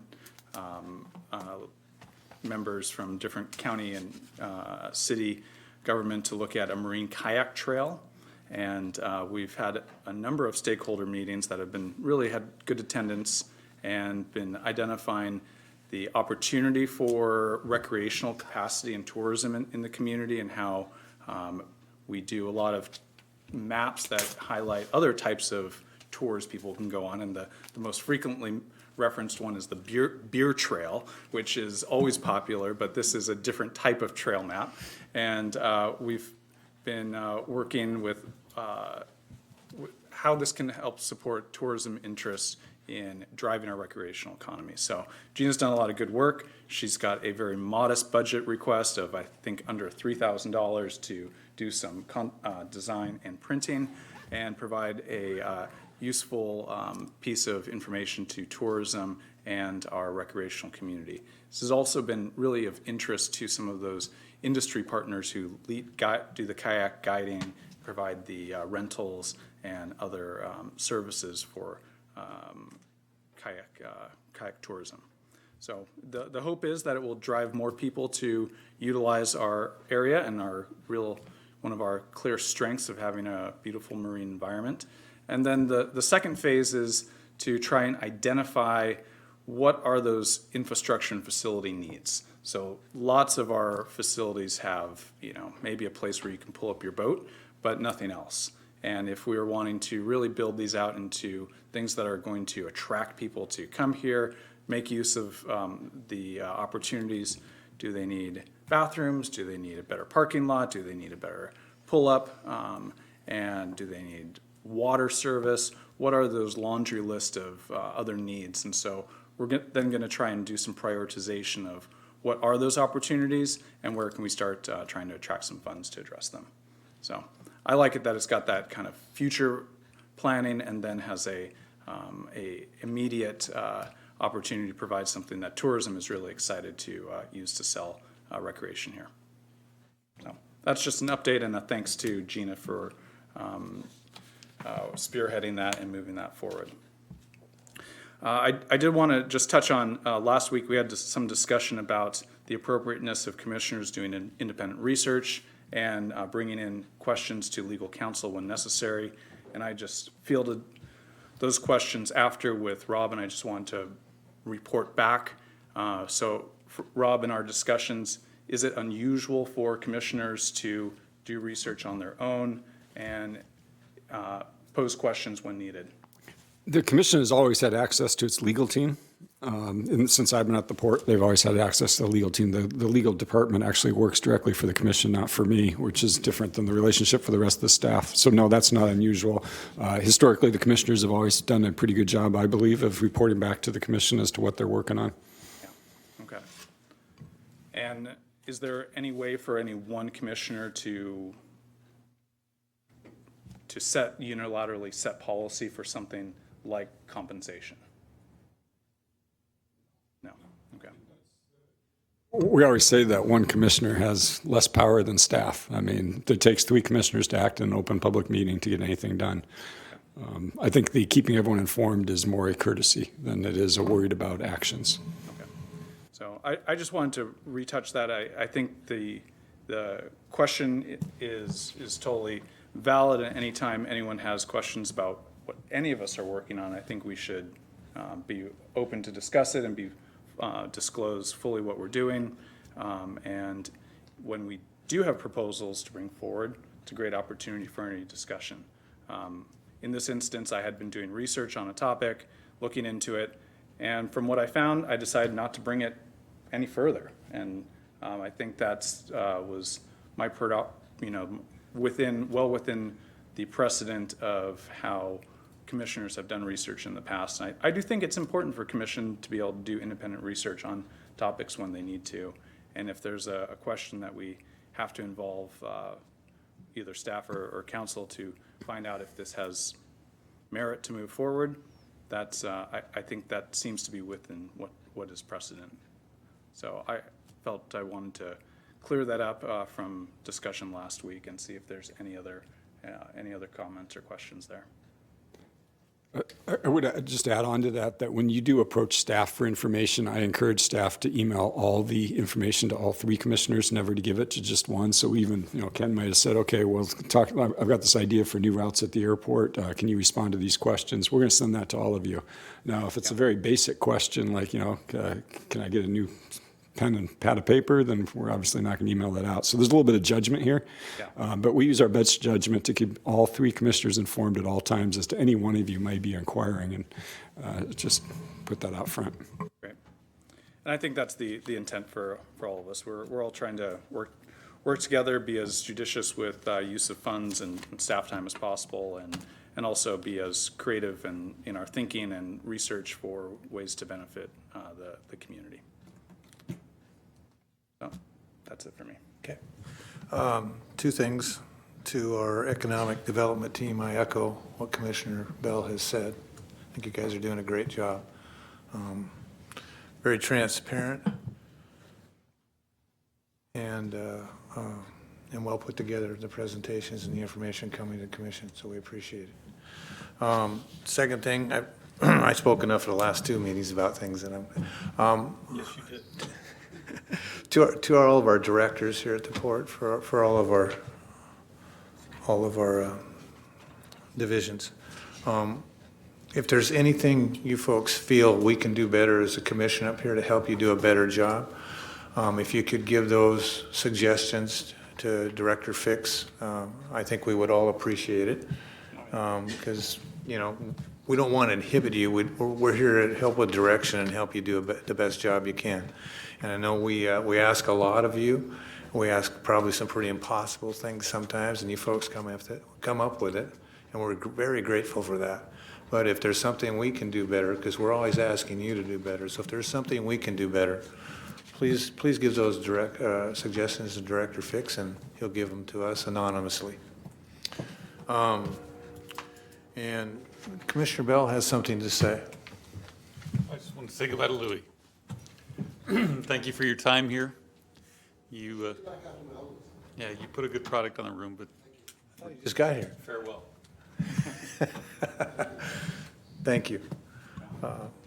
Anything else? Did Director Fix have anything to say? Just that the meeting in July is July 9th. It's moved. We're not having a meeting on the first and third Tuesdays. We've moved it to the second Tuesday for July and August, so pay attention to your calendars. Commissioner Shepard, anything further? That's it. And we do have a new executive secretary. Maybe you could speak to that? Probably should introduce her, huh? Yes. And so, yeah, Carrie Jones has joined the port from U.S. Bank, and she's sitting up here with the commission today working with Diane. We thank Diane for her years of service up here. Diane's going to go work in our HR department, and Carrie's going to be taking over for her over the next couple of weeks. So welcome, Carrie, and thank you, Diane. I'd like to echo Diane, thank you very much for the work you've done while I've been here. It's been some of it's been unbelievable. Thank you very much. Will you be here on the 9th? And you have some big shoes to fill, Carrie, and welcome. Diane, will you be here on the 9th?